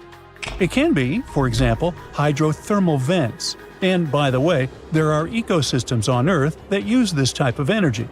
You can find one of them in the Mobile Cave in Romania. Imagine a place where there's little oxygen. It's dark. The sun's rays don't reach there. Over millions of years of evolution, a unique and slightly creepy life has developed in this cave. It was first discovered in 1986, and scientists are still exploring this place.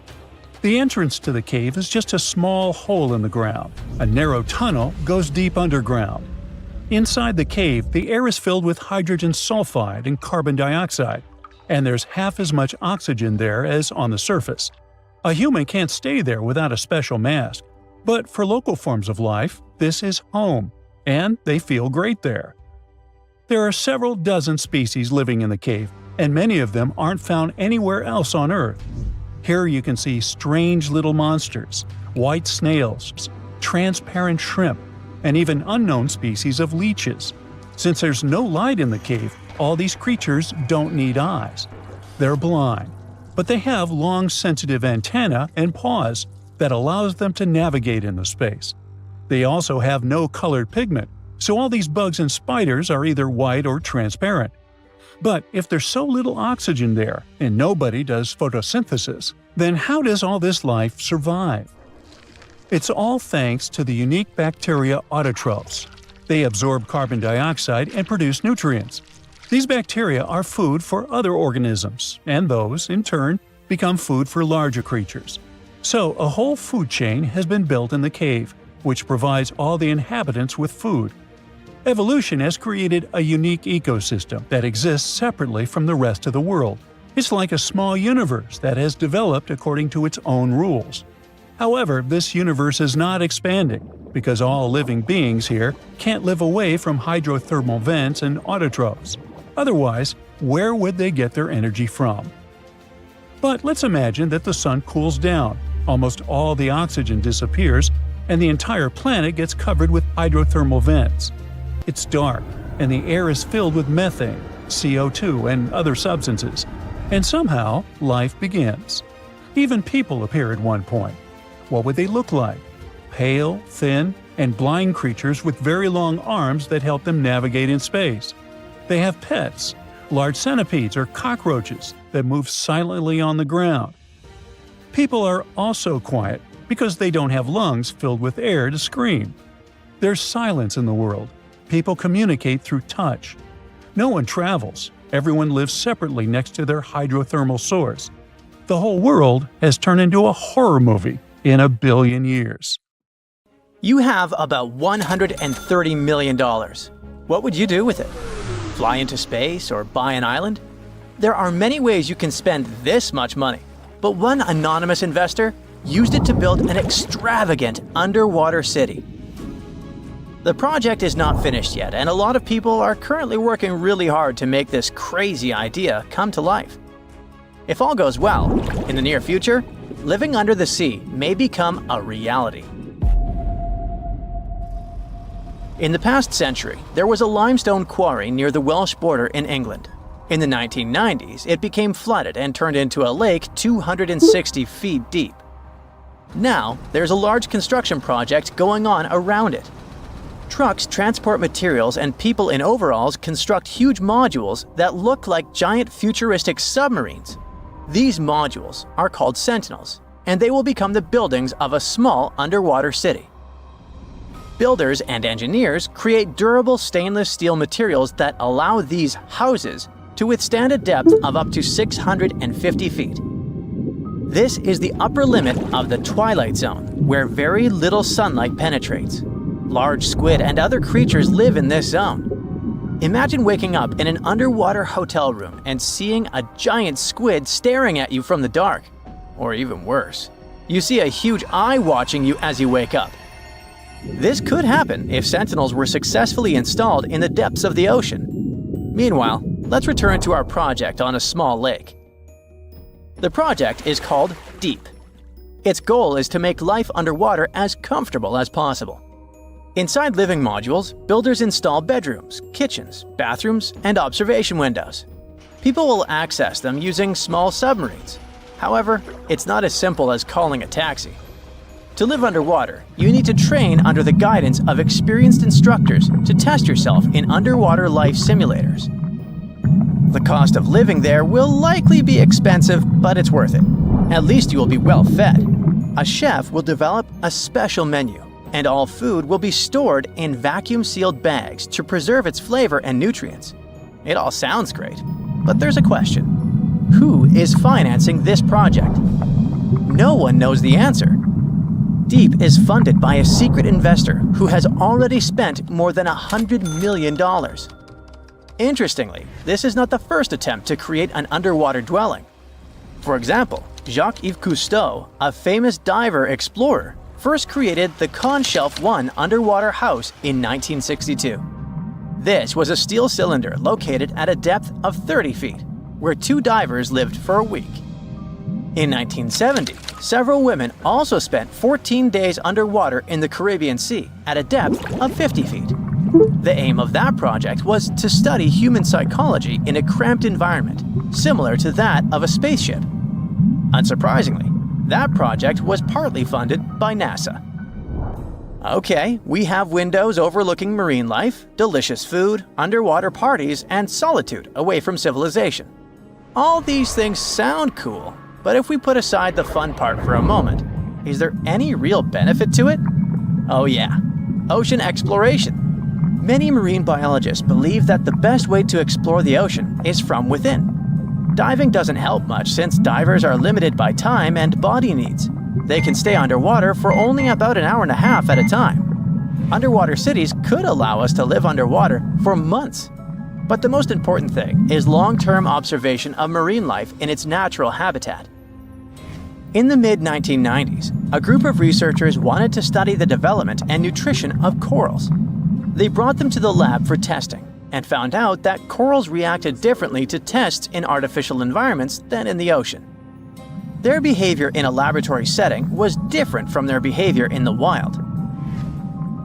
Underwater cities could also provide work for archaeologists who study the remains of ships that have sunk throughout history. Plus, such cities could help protect us from future disasters. In the event of a catastrophe like an earthquake, tsunami, or volcanic eruption, scientists and engineers could build water-based shelters like the Sub-Biosphere 2 project to provide refuge for people. These circular structures could sink into the ocean and give shelter for up to 50 or 100 people, allowing them to wait out the disaster from a safe distance. Underwater cities could be an excellent solution to overpopulation, but there are some downsides. We already pollute the world's oceans, and what if we literally lived inside them? It's one thing to use labs to study marine life, but it's another to build hotels for vacationers. One such hotel, called the Water Discus, is a building at a depth of no more than 32 feet. It will have 21 rooms and a restaurant with coral reef views. While the conditions seem comfortable, some experts worry that staying there for long periods could be harmful because of the lack of sunlight. Nevertheless, it would be interesting to stay there for a week and see how it feels. The most challenging aspect of creating such laboratories, hotels, and bunkers is ensuring a reliable life support and safety system. It's crucial that the air, humidity, and temperature be as comfortable as possible for people to live in these structures. However, this requires a significant amount of energy. Currently, all modern underwater buildings rely on external sources of energy located on the surface. But scientists plan to make future underwater projects fully autonomous, using kinetic energy from waves and powerful solar panels to generate power. It's also important to create the right structure for these buildings. Rather than covering an underwater city with a giant bubble, it's more efficient to create several large housing modules. Each module should consist of steel, glass, and special cement. Also, the depth shouldn't exceed 1,000 feet, since a deeper location would require thicker walls because of high water pressure. To load and move these residential modules safely, engineers can use ballast tanks. These are large containers filled with water, which are used to pull the modules down deep into the ocean. Once in place, engineers can release the water from the tanks and fill them with air, causing the house to float back to the surface. And what about fresh air? Fish extract oxygen from the water using their gills, but this method is obviously not suitable for humans. Therefore, we need to deliver air from the surface. It can be piped into the city and mixed with a special substance called sodasorb, which reacts with carbon dioxide and removes it. It would be great if we could generate oxygen inside our underwater cities rather than relying on other sources. This would require farms and plants that can produce oxygen through photosynthesis. But instead of sunlight, these plants would use artificial light. If we talk about complete autonomy, people could get food from the water at any moment, put on scuba gear, a mask, and an oxygen tank, and leave the hotel through an airlock. Use harpoons and fishing nets to catch dinner. Remember to check your oxygen reserves and don't swim for too long. Frying fish in a pan won't work because of strong odors. In an underwater dwelling, air is static like in an airplane cabin, so odors become stronger. Maybe in the future, engineers will create a dedicated cooking area, but for now, you'll have to rely on canned and dehydrated food. If you get bored, go for an underwater walk. Instead of carrying oxygen tanks, use hollow tubes connecting your mask to an air source inside your home. But don't forget that you can't go too far because the length of the tube is limited. Air, food, safe construction. What else? Drinking water. In the future, scientists may create filters in these hotels that desalinate salt water. This water can be extracted from the condensation inside the hotel, as well as from human secretions. Don't be surprised. Astronauts, for example, have been using special technology to filter their liquids and turn them into drinking water for a long time. If you could dive right into the mysterious darkness of the ocean depths, who knows what you'd come upon? Legends that are hundreds of years old mention some giant sea monsters hiding deep down below the ocean waves, like the Kraken, the Loch Ness Monster, the Hydra, Leviathan, and so many more.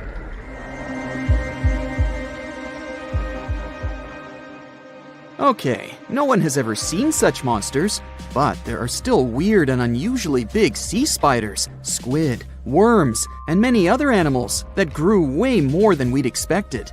Take a look at the colossal squid from sub-Antarctic waters.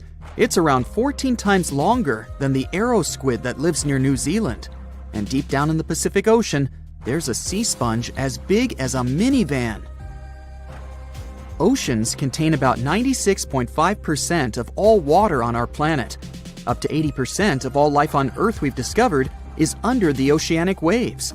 We haven't explored, mapped, or even seen more than 80% of the ocean. In fact, we've mapped Mars better than we have the ocean bottom. The pressure down there is insane, and it would make you feel like you're holding up almost 50 jumbo jets. And temperatures at such depths are extremely low. Conditions deep below the oceanic surface are harsh, so creatures that live there need to adjust. That's why many of them grew very, very big to survive. Creatures that live in cold, dark depths are so big because of a phenomenon called deep sea gigantism. The deeper you go below the oceanic surface, the less sunlight there is. That's why the temperatures drastically fall. The result of this is increased cell size and longer life of creatures. Also, these creatures don't have as much oxygen as the marine animals that live in shallower parts, and their food sources are minimal.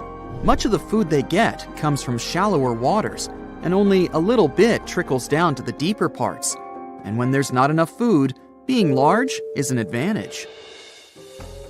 Larger creatures can move farther and faster to find something to eat. Their metabolism works slower. They don't digest the food that fast, so they can store food and conserve energy for hard times when they can't find anything to eat. They don't need to regulate their body temperature either, which also helps them save some energy. which they can then transfer to other body processes. They mature more slowly and later than those living in shallow waters. The majority of fish species that dwell in deep waters live 30 years or even more. Orange roughy fish, on the other hand, live up to 150 years. This fella grows 24 feet in length and weighs up to 1.5 tons. But it grows to be so big for centuries. They start looking for partners when they're 150 years old, and they can also live this long because there are not so many predators at such depths. Also, there are no humans or other things that can disturb them or endanger their existence.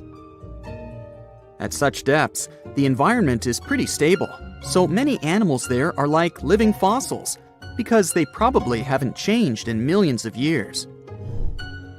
The first 650 feet of the ocean's depth are considered to be the open ocean. The majority of the marine life we've discovered lives there, since that's the area the sun can still reach. And then, as you continue going deeper, you reach the twilight zone. It seems like nothing lives there. But at about 820 feet, you see a small oasis of ancient life blooming. For example, there are sea lilies, animals that have been living at such depths unchanged for millions of years. Coelacanths, another living fossil, have been living in the ocean for more than 360 million years. Hagfish haven't changed in a very long time either, for over 300 million years. This creature lives at depths of 5,500 feet. They evolved before the rest of the vertebrates, which is why this is the only living animal without jaws or a spine, even though it still has a skull. Deep-sea creatures can't survive in shallow waters. They've evolved to live in depths under bigger hydrostatic pressure. Humans and other organisms that have internal spaces filled with gas would end up crushed if we could go to such depths. That's why deep-sea divers always need to wear special dive suits designed for surroundings with higher pressure, even though they're not going that deep to the areas where these giants live.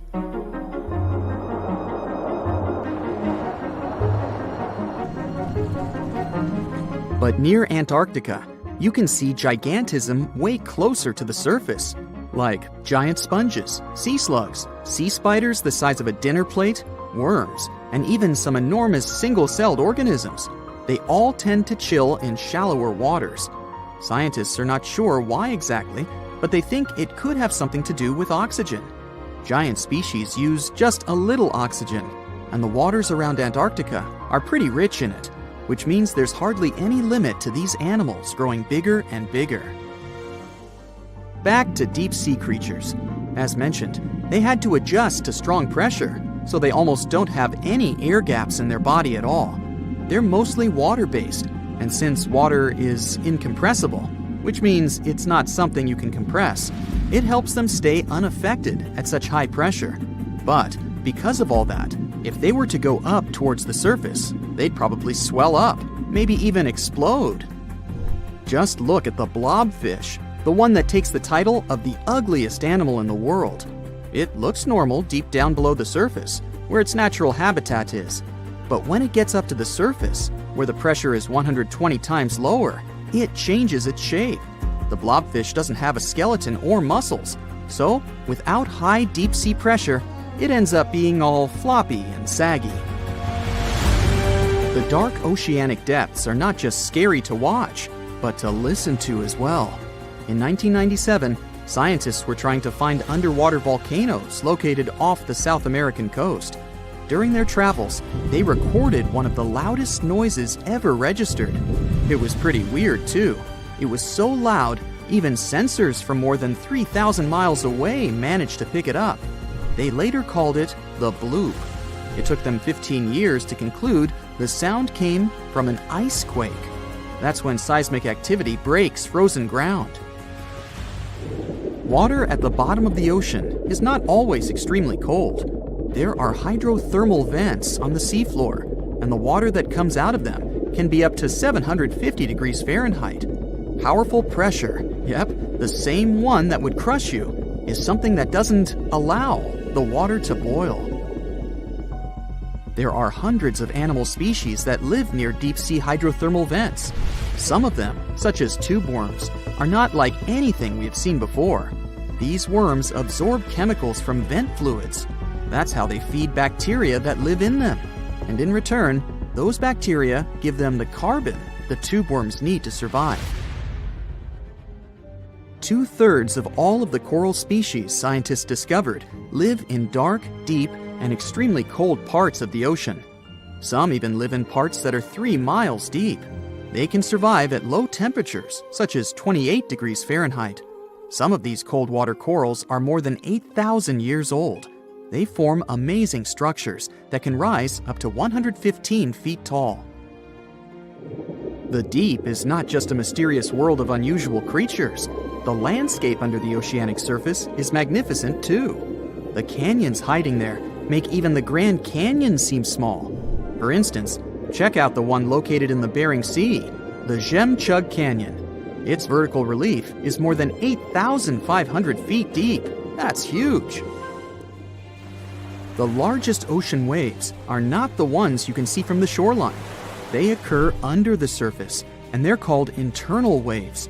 They take place between two water masses that have different densities. They travel at speeds of thousands of miles per hour and can be 650 feet tall.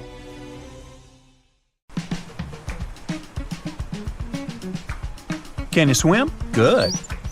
Because you're going on a journey to the deepest point of the Pacific Ocean. Now, put on your flippers. The very bottom of the Mariana Trench is awaiting. Now, get in the water. Really, come on. All right. 1 foot underwater. That's the depth you can swim with no special gear like a mask. Hey look, must be some tourists. Or whales. 10 feet underwater. That's a little deeper than the public pools and beaches around the United States. You can see colorful fish and even phytoplankton that feed on the sun's rays. 26 feet down. This is the depth at which the foundations of the floating city of Venice in Italy stand. Builders laid columns at that depth on which they later built houses and streets. 30 feet underwater. You start to feel a lot of pressure. When you're on the surface, you're under atmospheric pressure, 15 pounds per square inch. But here, at 30 feet, that pressure is doubled. All the air pockets in your body, like your lungs or ears, begin to compress from this pressure, giving you discomfort. But no worries, your organs are soft and elastic, so you can keep diving. 40 feet underwater. Oops, you're running out of air. An average person can hold their breath for 30 to 90 seconds. The current record is an incredible 24 minutes and 37 seconds. Gasp. Okay, you'll need some diving equipment to continue your descent. There you go. Thank you very much. Tourists dive to this depth to look at reefs and corals. You don't need special skills for that, but you can't dive any deeper without training or a license. 45 feet down. Be careful. There's sharks swimming here looking for food, like you. Sometimes tourists descend to this depth in a safe cage to see the sharks up close. You're better off staying away from these predators and not attracting their attention. So make sure you're not wearing any bright and shiny jewelry. Sharks love that kind of thing. 62 feet underwater. You could see the Aquarius Reef Base Lab in Florida at this depth, if you were in Florida. It's really an entire building with rooms for exploring the seafloor, accessible through a hatch. 105 feet down. You see a strange bell hanging from a chain. People used to use these things for deep diving about 400 years ago. They'd lower a bell on chains with divers inside from a ship. There was enough air inside the bell for them to breathe. That way, they could explore sunken ships with treasures. 140 feet. At this depth, you could find an entire sunken city in Qianda Lake, China. You can still see streets, houses, and temples there. 330 feet. Whoa! You almost hit a huge blue whale. How could you miss it? These guys, the size of 2 train cars, usually dive to that depth. Shh! Let's listen to them sing for a while. It's beautiful. Now, let's keep going. 660 feet. This is where most of the ocean life ends. Sun rays hardly penetrate any deeper into the water. Everything below are unusual fish like this angler. They have such an unusual appearance because they have to adapt to the high pressure here. 702 feet underwater. This is the last mark where you'd see a human without diving equipment. This man holds the title of the deepest man on Earth, and he's the only one who has managed to get to this depth. The water pressure on his body here was 20 times greater than that on the surface. 985 feet. Ooh, what was that sound? Whoa, that's a submarine. That's the maximum depth they can dive to. Some of them can reach speeds of 26 miles per hour. Fun fact, an ostrich can run twice as fast, but she can't swim. 1,090 feet. Say bye to this scuba diver. You won't see them any deeper than this. The world record was set in the Red Sea. It only took the diver 12 minutes to reach this depth, but it took him a whole 15 hours to return to the surface to avoid decompression sickness. So now you get an atmospheric deep diving suit. It's completely sealed, and you won't feel the insane water pressure on your body in it. 1,454 feet. If you stuck the Empire State Building in the water, its tip would be here, and all the carpet inside of it would be wet.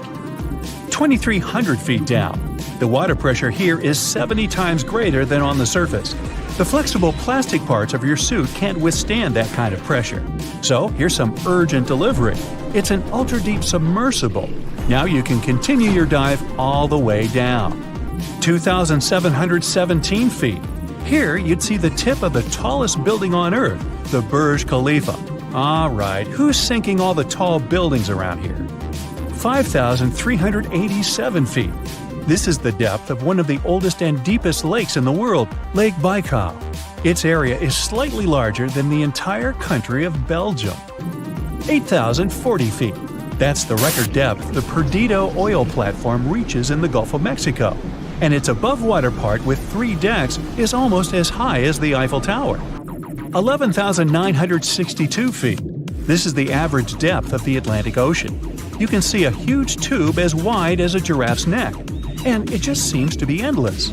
True, this cable connected Europe and North America and used to serve for telegraph communications. 12,303 feet underwater. Suddenly, in the darkness, you see the outline of a ship. No way! That's the Titanic itself. The intense water pressure would crush a person at this depth, so you can only dive down to the Titanic in a submarine. 13,123 feet. Whoa! Here would be the end of the deepest mine in the world, Imponen Gold Mine in Africa. But you still have deeper places to go. Let's speed up. 20,000 feet. Here you can see the deepest debris of an old ship. The USS Johnson sank more than 70 years ago. You can still clearly see the number 557 on its bow. 26,200 feet. Here, in this total darkness, you'll find the deepest fish in the world, the Mariana snailfish. They're as long as a domestic kitten and have almost transparent skin. Their eyes are poorly developed for vision because the sunlight never reaches this deep. 29,030 feet. If you take Mount Everest, flip it over, and stick it into the Marianas Trench, this is exactly where you'd see its tip. Even though this is the highest point on our planet, you'd still have a lot deeper to go. 35,755 feet down. Here, in the Challenger Deep, you'd still see life. You'd need a microscope for that, though.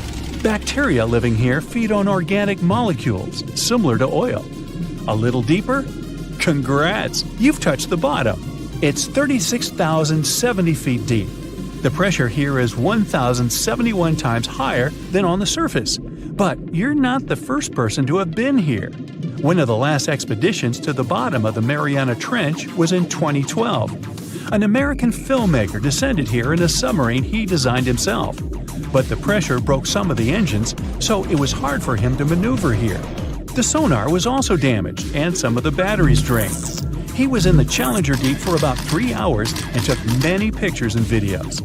If you look closely at the bottom itself, you can see bubbles. It's carbon dioxide and liquid sulfur. It's freezing here because of the extreme pressure and temperature close to freezing. But there's still life here in these harsh conditions. The 3 microorganisms are most common here: xenophyophores, amphipods, and small sea cucumbers. There's so few of them because they don't have enough food down here. Usually, there's a lot of palm leaves on the ocean floor, which get there from the land. But the Mariana Trench is 124 miles from the nearest islands. So the only food here is old plankton and fish scales from the ocean's upper layers. But it needs to travel tens of thousands of feet to become food for the bottom dwellers. But can you go even lower into the crust of the Earth? Well then, you'll need to unleash your giant drill and fire up the jet engines. You're pushing another 36 miles through the Earth's crust, and here is its edge. You've entered the upper mantle. It's an ocean of hot lava, 1,800 miles deep. You have to literally swim through this, reaching the outer core, another 1,400 miles deep. Then you reach the inner core, another 755 miles, and congrats! You're at the very center of the Earth. I hate to ask, but how do we get out of here? Many terrifying animals live deep beyond the waves, like this vampire squid living 3,000 feet below the surface in almost complete darkness. This animal has a cloak, like a vampire's. That's why it's called the vampire squid. Deep down at the bottom, it can't use ink to defend itself. So this animal has developed an unusual tactic. It glows slightly to scare away predators. If this tactic fails, the vampire squid can turn its body inside out, revealing tiny spikes.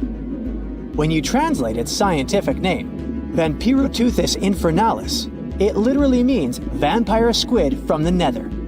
Despite its terrifying looks, it's a harmless ocean animal. This previous creature was not from space, but this object definitely is. Before Elon Musk found a way to reuse rockets, NASA would simply drop old ones after launching astronauts into space, most of the time in the ocean or deserts. In 2012, Jeff Bezos launched a mission to find the Apollo 11 rocket. They found it by using sonar, but it was in terrible condition. It was sitting on the bottom of the ocean, not far from the predicted site. They were able to rescue the engine and reconstruct 2 of them. The most famous lost city is Atlantis, but sadly, we still haven't discovered it. However, Heraklion was also just a myth until one British pilot saw something that looked like a city while flying over the Mediterranean Sea. He reported it, and 60 years later, a group of divers went there. They were shocked when they found an entire city underwater. It was loaded with artifacts that could tell us a lot about the history of the place. Now it's one of the best underwater archaeological sites in the world. It's believed that the rising sea caused the whole city to go underwater. The Titanic sank in 1912. The wreck was claimed to be officially discovered 74 years later. In reality, though, a fisherman found the Titanic 8 years earlier while fishing in the Atlantic Ocean. He was pulling out his net when he spotted a head stuck in it. Luckily, it was just a doll's head. Years later, after the fisher had passed away, his son sold the doll to a doll collector. She did a lot of digging and research on every person who had a porcelain toy on the Titanic. She found the owner of the doll. Ava Hart was on the Titanic and had a doll with her. Ava survived the catastrophe by a miracle, but her toy didn't. Hart even wrote about the doll in her journal, and every detail matched the toy found by the fisherman. The tripod fish lives deep in the abyssal zone, around 20,000 feet below the surface. It's adapted to such immense depths and uses its tripod fins to stay still on the bottom. This creature doesn't have big eyes, but even if it did, these eyes would be useless in the darkness. Instead, the tripod fish uses its fins like antennas to detect any movement in the water. This creature doesn't have much luck when it comes to its love life, so it had to develop unique tactics to reproduce. One fish can be both male and female. The next bizarre creature is the lizardfish. It has tons of razor-sharp teeth, a huge mouth, and really big eyes, which it uses for hunting. All this makes the animal look freaky. The lizardfish lives at depths of around 11,000 feet in the midnight zone, where there is zero light.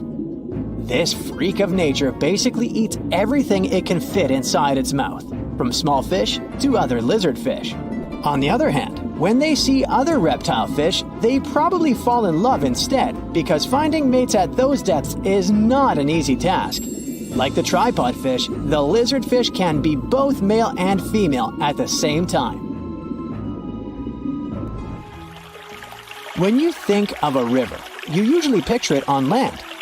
Still, nature is quite unpredictable, and it created a river flowing under the ocean in California. It's running at a depth of around 2 miles. This river has everything that an ordinary river has: sunken logs, trees, and rocks. And despite its uniqueness, it's not the only one in the world. There are also others in the Amazon and Greenland. A terrifying creature was discovered near Angola's coast by a remote operating vehicle. It looks like it doesn't have a head or a body. It was sitting at a depth of around 4,350 feet below the surface. After doing research, scientists concluded it wasn't anything from a sci-fi movie. It was just a cluster of siphonophores stuck together. In 2015, some random guy was diving in Caesarea, and something shiny caught his eye. He reached out, grabbed it, and realized it was a gold coin. After that, he examined the bottom and found out that there were many more. He reported the incident to the local authorities, and they concluded that he had found Arabic treasure. The coins were made of solid 24-karat gold and were a few thousand years old. But due to the perfect salinity and temperature, they looked brand new. The coins belonged to a ship carrying cargo. It was caught up in a storm and unfortunately sank. One of the weirdest things ever discovered was found in the Baltic Sea. It's an anomaly that looks as if it was created by a different civilization. It was discovered by Swedish researchers, and they basically had no idea what it was. They had to ask tons of other scientists for their opinions. When you look at this formation from above, it's 200 feet long and looks exactly like a fallen spaceship. It's hard to believe that it's a natural formation, but spoiler alert, it's totally made by nature because the Baltic Sea has gone through many erosions throughout history. Most likely, the bizarre formation is the result of these processes. A group of divers in Madagascar were shocked when they found this 7-foot monstrosity of a knife on the seafloor. The speculation started immediately, and many said that the knife was from some giants that had fought megalodons and lived on Earth thousands and thousands of years ago. That could make a nice story, but the knife is most likely a movie prop that was lost at sea. One of the ocean's most bizarre animals is the frilled shark. It's believed that this fish is the reason for all those sea serpent stories that sea explorers of the past wrote about. These animals live pretty deep in the ocean, but sometimes they can be seen in shallow waters. It's super rare, but possible. The frilled shark has a big mouth sporting around 300 teeth. It also has a long body that looks like a lizard's, and it is truly a unique species of shark. Its prey can be half of its size because this shark's stomach is like that of a snake, and it can swallow huge fish or crustaceans.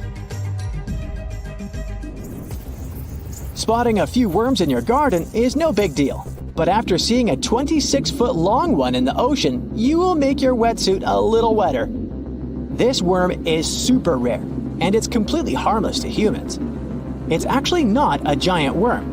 It's a cluster of zooids that are stuck together in a worm-shaped formation. They usually only eat plankton, bacteria, and other tiny things that can be found in the ocean. Probably the scariest thing in the ocean that is 100% real is the magna pinna, which can be found at crazy depths of 20,000 feet below the surface. This monster looks like an underwater Slender Man, but it's just a squid with really long tentacles that can reach a terrifying size of 8 feet. This guy has only been seen a few times, and basically, we don't know much about this creature so far. It's one of the most intriguing locations in the world. Covered in darkness and miles underwater, this extreme environment is home to some unusual creatures and phenomena. It's called the Mariana Trench, and it's the deepest oceanic trench on Earth. No wonder it's been so difficult to explore.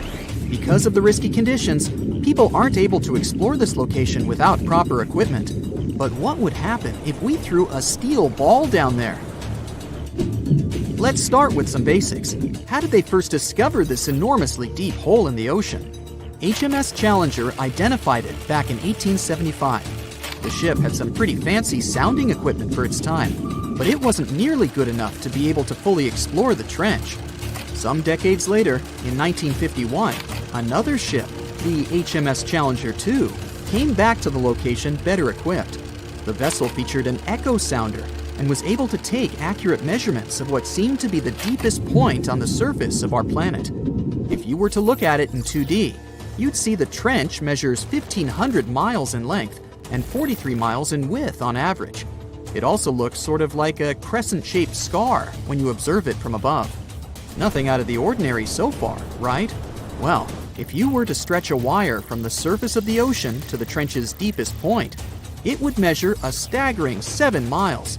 If we were able to physically move Mount Everest, which is the Earth's tallest mountain, to cover the Mariana Trench, it still wouldn't be enough, falling short by about a mile.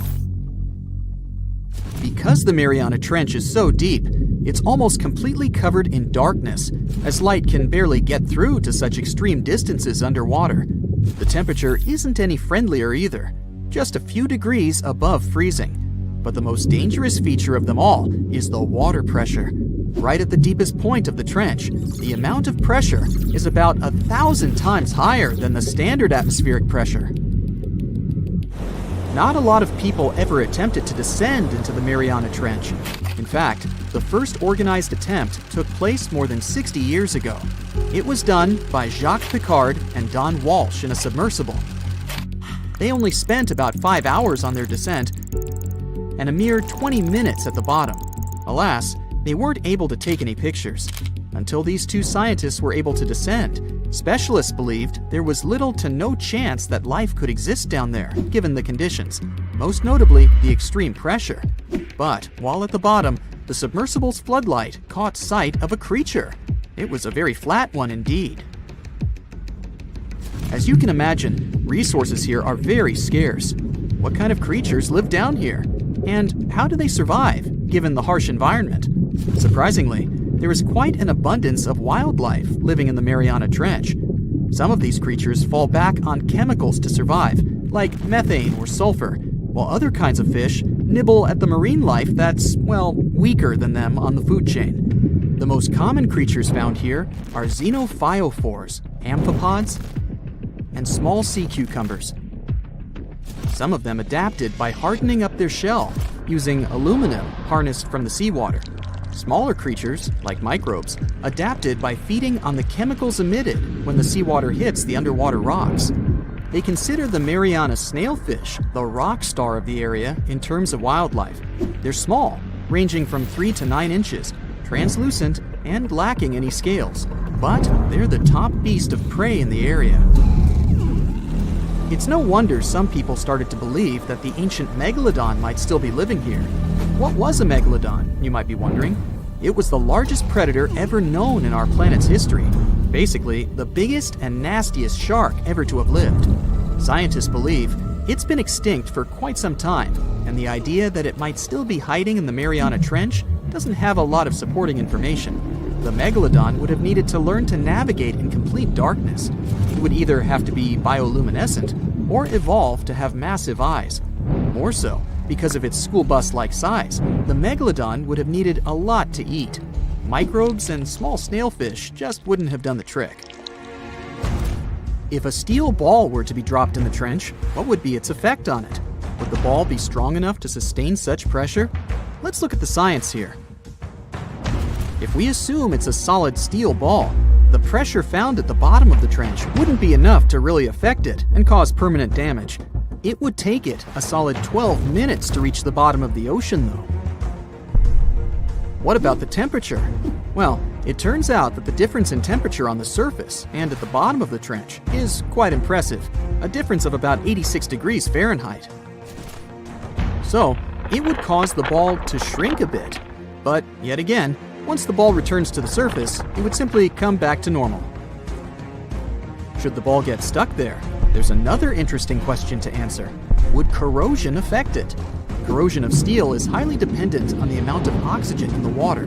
The amount of oxygen dissolved in water remains constant at depths greater than 3 miles. I'll spare you the math, but it would take more than 10,000 years for the steel ball to completely rust under the sea. I can't help but wonder, though, what would it take us humans to be able to survive at such extreme depths? Let's look at what was used in the past to explore this mysterious location. A little thing called syntactic foam. Why? Because it's the only material that can both float and resist the amount of pressure found here. Without this sort of protection, our lungs would rapidly collapse here.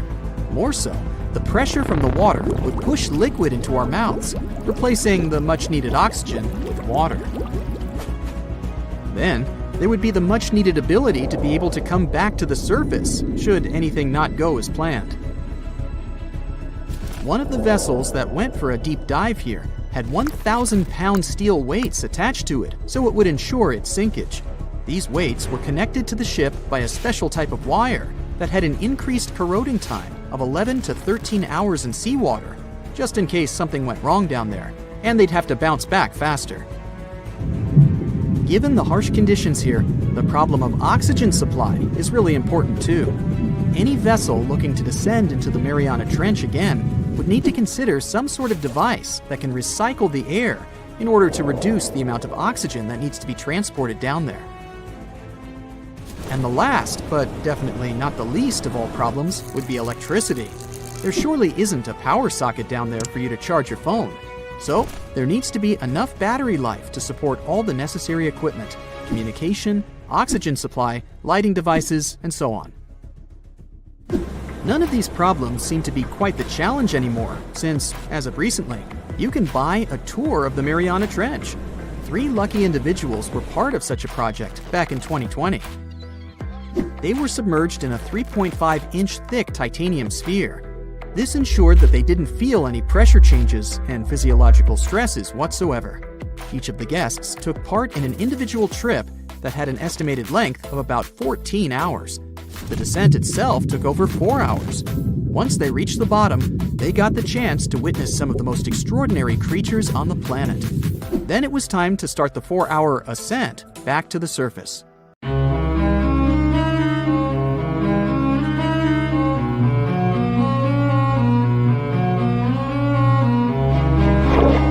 Question for you. Do you think Atlantis could be real? It remains as one of history's greatest mysteries. The legend began with Plato, all the way back in ancient Greece. The tale of a civilization that formed and prospered before our own. Atlantis was supposedly a highly technological society, much like the Mayans. But, as the legend says, due to the people's greed, they were punished by a flood that destroyed and submerged their cities. Different theories try to guess Atlantis' location. Some say it was in the Mediterranean Sea. Some say it's beneath the Bermuda Triangle. But, as science has shown us, Atlantis may be only an allegory for humankind. Today, you'll discover several amazing underwater cities that you have never heard of. They existed indeed and are not just a myth. We're taking you on an excursion to the underwater city of Baia, which is on the coast of Italy. Known as the Las Vegas of the Roman Empire, Baia was a resort city. The Roman elite traveled there for recreation. Imagine an open-air spa. That was Baia. You can visit the submerged town by scuba diving and get close to that perfectly preserved, magnificent Roman sculpture, a true underwater wonder. You can spot the crumbled temples and buildings through glass-bottom boats. This is a moss-covered museum in Claudio's Nymphaeum. To your left, you can see a collection of classical Greek statues. Swimming down the Via Herculeana, you'll arrive at Villa Aprotio, Villas are Italian-style houses, and here you can admire their original marble floors. Notice the black and white patterns and the astounding shapes they make. Next, you'll arrive at Portus Julius. Can you see the collapsing wall structures at the bottom of the seafloor? You'll see well-preserved columns and limestone floors.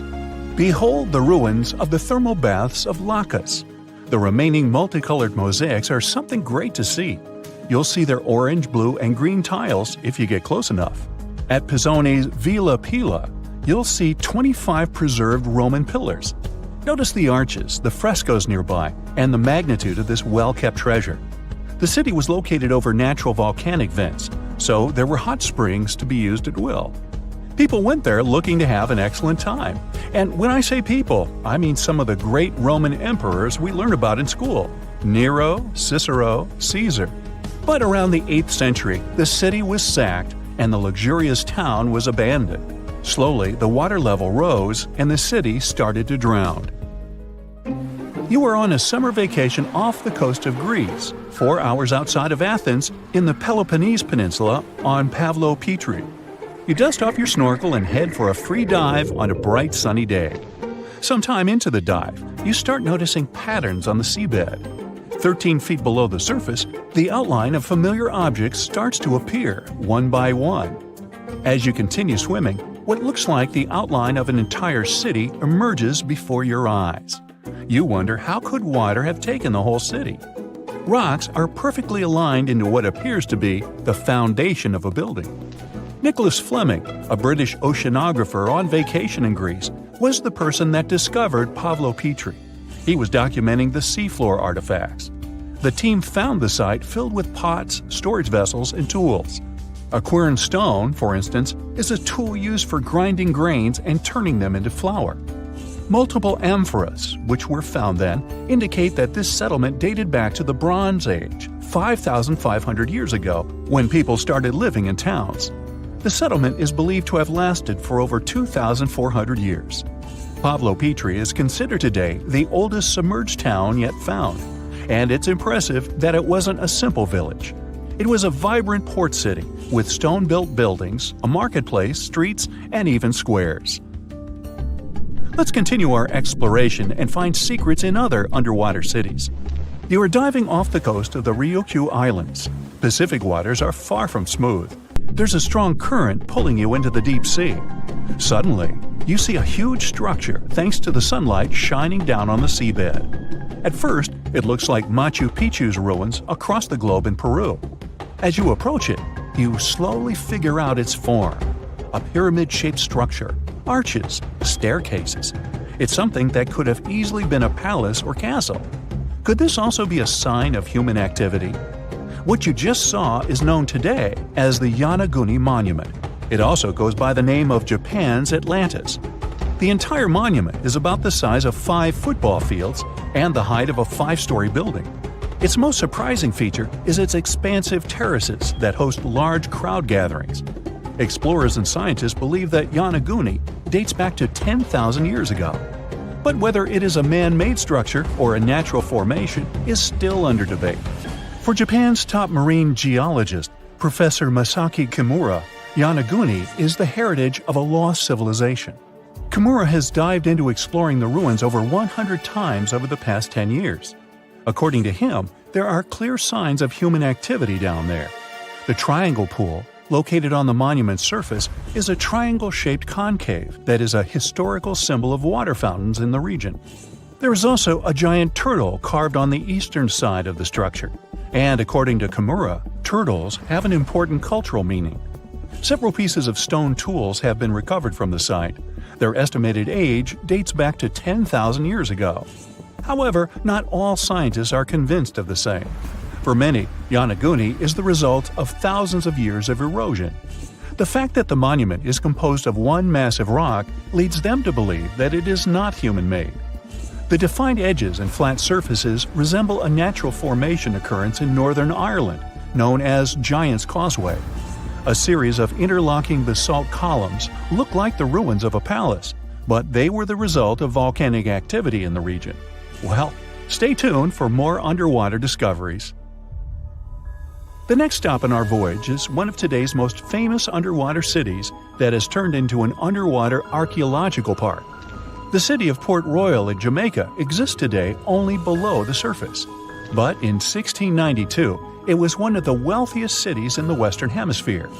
Port Royal was the center of the British Empire at the time, and an important trade city that attracted people from all over. It was also home to real-life pirates of the Caribbean.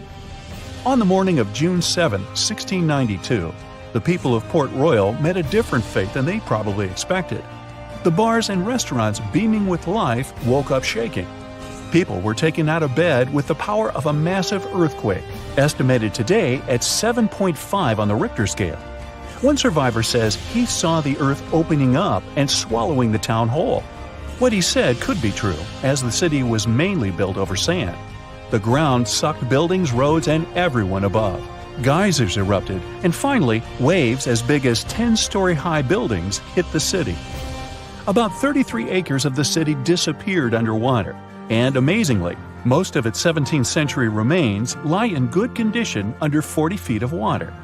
In the ruins, archaeologists have found taverns, storage rooms, kitchens, and recreational buildings used for diverse purposes. You can see a grand lion statue, a submerged bridge, and many picturesque arches. Now, do you fancy a trip to India? Just outside its coast lies another sunken marvel. A site known as the Lost City of Cambay is located on the Gulf of a similar name. It remained hidden until 2001, when the National Institute of Ocean Technology did a routine water assessment. With sonar technology, which sends a wave of sound to the bottom of the sea, they found something far beneath the surface. Images showed well-defined geometric shapes spread along a 5-mile stretch. The remains found dated to more than 9,500 years ago, meaning that this civilization was lost at around the end of the Ice Age. Debris recovered from the site included construction material, pottery, beads, sculptures, and even bones. Scientists argue whether these artifacts are indeed from the site, but if they truly are, then the lost city of Cambay would be the oldest civilization in the world. What's the scariest predator under the ocean? The crocodile? I don't think so. Loch Ness Monster? Please, it never existed. How about the Kronosaurus? Well, it is extinct, but you might be onto something. Let's take a look at what it'd be like if these creatures were still around today. First things first, what on earth was it? The Kronosaurus was a marine carnivore that lived in the cool, high-latitude Eromanga Sea. It covered vast areas of inland Australia between 90 and 120 million years ago, during the early Cretaceous period. Near-complete fossils of the creature were also found near Colombia, which is a country that has a noted connection to prehistoric reptiles and turtles. This fact makes it extremely possible that the monster I'm about to describe existed worldwide. You might have heard saurus and thought, oh, it's a dinosaur. But these were actually reptiles. They were the largest member of the Pleosauroidea family, referred to as plesiosaurs. Fossil evidence suggests they weighed over 20,000 pounds and were roughly 30 feet in length. Just to put that in perspective, the longest crocodile ever measured was a saltwater crocodile by the name of Lolong from the Philippines. It was 20 feet in length and weighed just under 2,500 pounds. And that's still 10 feet shorter and incredibly lighter than the average Kronosaurus, making the crocodile seem like nothing more than a glorified goldfish in comparison. Despite its terrifying length, the most physically daunting feature of the Kronosaurus was its head. Its skull was about 8 feet long, which was actually proportionally large given the size of its body length. Anything that was unfortunate enough to end up inside the Kronosaurus's mouth may have been given false hope. After all, the teeth of the beast weren't actually that sharp. On second thought, I take that back. I wouldn't feel confident around a toothless snake, let alone being inside the mouth of this monster. But it's true that the Kronosaurus's teeth weren't sharp, especially when compared to other carnivorous reptiles, such as crocodiles and alligators. The teeth of this prehistoric sea creature were instead conical. This means that they were cone-like in shape. Unfortunately, this lack of sharpness didn't make them less dangerous. The teeth were enormous and could be up to 12 inches long from the crown tips to the bottom of the roots. This obviously meant that the Kronosaurus had an extremely powerful bite. It was estimated to be up to 30,000 newtons, which is almost twice as powerful as the bite of a large saltwater crocodile. Because of the bluntness of their teeth, they weren't suited for twisting their prey once in their grasp, but the size and shape of the teeth made them perfect for simple open and shut biting. They would have had no problem crushing hard objects such as the toughest of shells any sea turtle could offer. Just like crocodiles, the Kronosaurus is believed to have had a short neck. This may have been an adaptation to allow the beast to successfully catch small, evasive animals. Their body, in general, was fusiform and streamlined. This means it was narrowed at both ends and had very little resistance to the flow of water. The Kronosaurus was also equipped with 4 paddle-like limbs. The hind limbs were larger than the front ones. They could span approximately 7 feet in diameter. All in all, this set the Kronosaurus up to effortlessly propel itself through the waters and be an ultimate predator. Predator X, if you will? That's the name that was given to the fossil of a creature discovered near Svalbard, a Norwegian island group, in 2009. The fossil was identified as a 50-foot-long, 100,000-pound monster with a bite force of 33,000 pounds per square inch. This might be the highest bite force of any known animal. Although Predator X is yet to be classified as any specific type of animal, it was definitely a plesiosaur like the Kronosaurus. And even if it wasn't Predator X, the Kronosaurus was still most definitely a ferocious titan when it roamed Earth's oceans. The Kronosaurus actually got its name from the Greek mythological figure of Cronus, the father of Zeus. Cronus was viewed as a titan from a generation of super powerful beings. So what was it that the Kronosaurus, this terrifying monster, actually feasted on to satisfy its appetite? This creature was known to eat sea turtles, squid, and other larger marine reptiles of that time, such as elasmosaurids and ichthyosaurs. This suggests that if crocodiles existed in the realms of the Kronosaurus, they too might have turned into lunch for the beast. There's evidence from the fossil remains of the Kronosaurus that suggests that they also feasted on sharks, which I know is a disappointment to those of you who view that beast as the king of the ocean. Not when the Kronosaurus was around, my friend.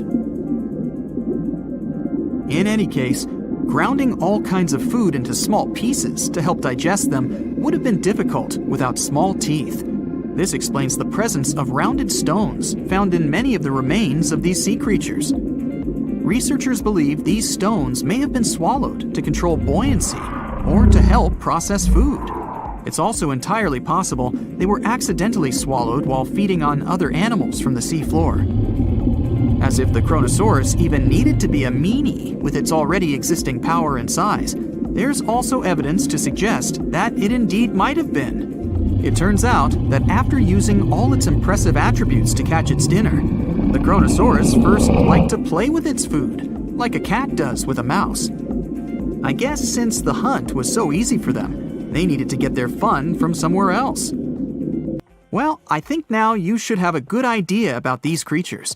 So let's ask ourselves what it would be like if they were still around today. And by the way, why aren't they? Well, the Kronosaurus was completely finished off by the same KT meteor that took out the dinosaurs 66 million years ago. But even before this catastrophic event, they were coming under increased pressure from an even bigger and more vicious family of carnivorous marine reptiles known as mosasaurs. You can't always be a top dog, I guess. Or rather, top marine reptile. But what if this never happened, and they were still roaming Earth? Well, this might be obvious, but can you imagine what kind of impact that would have on sea tourism? Based on the impact that famous movies about sharks and killer whales had, what do you think the presence of a Kronosaurus in the ocean would do to beaches? The very creature that would eat sharks and whales for breakfast. Beaches would certainly become a great place to go for a quiet walk, because nobody else would even be there.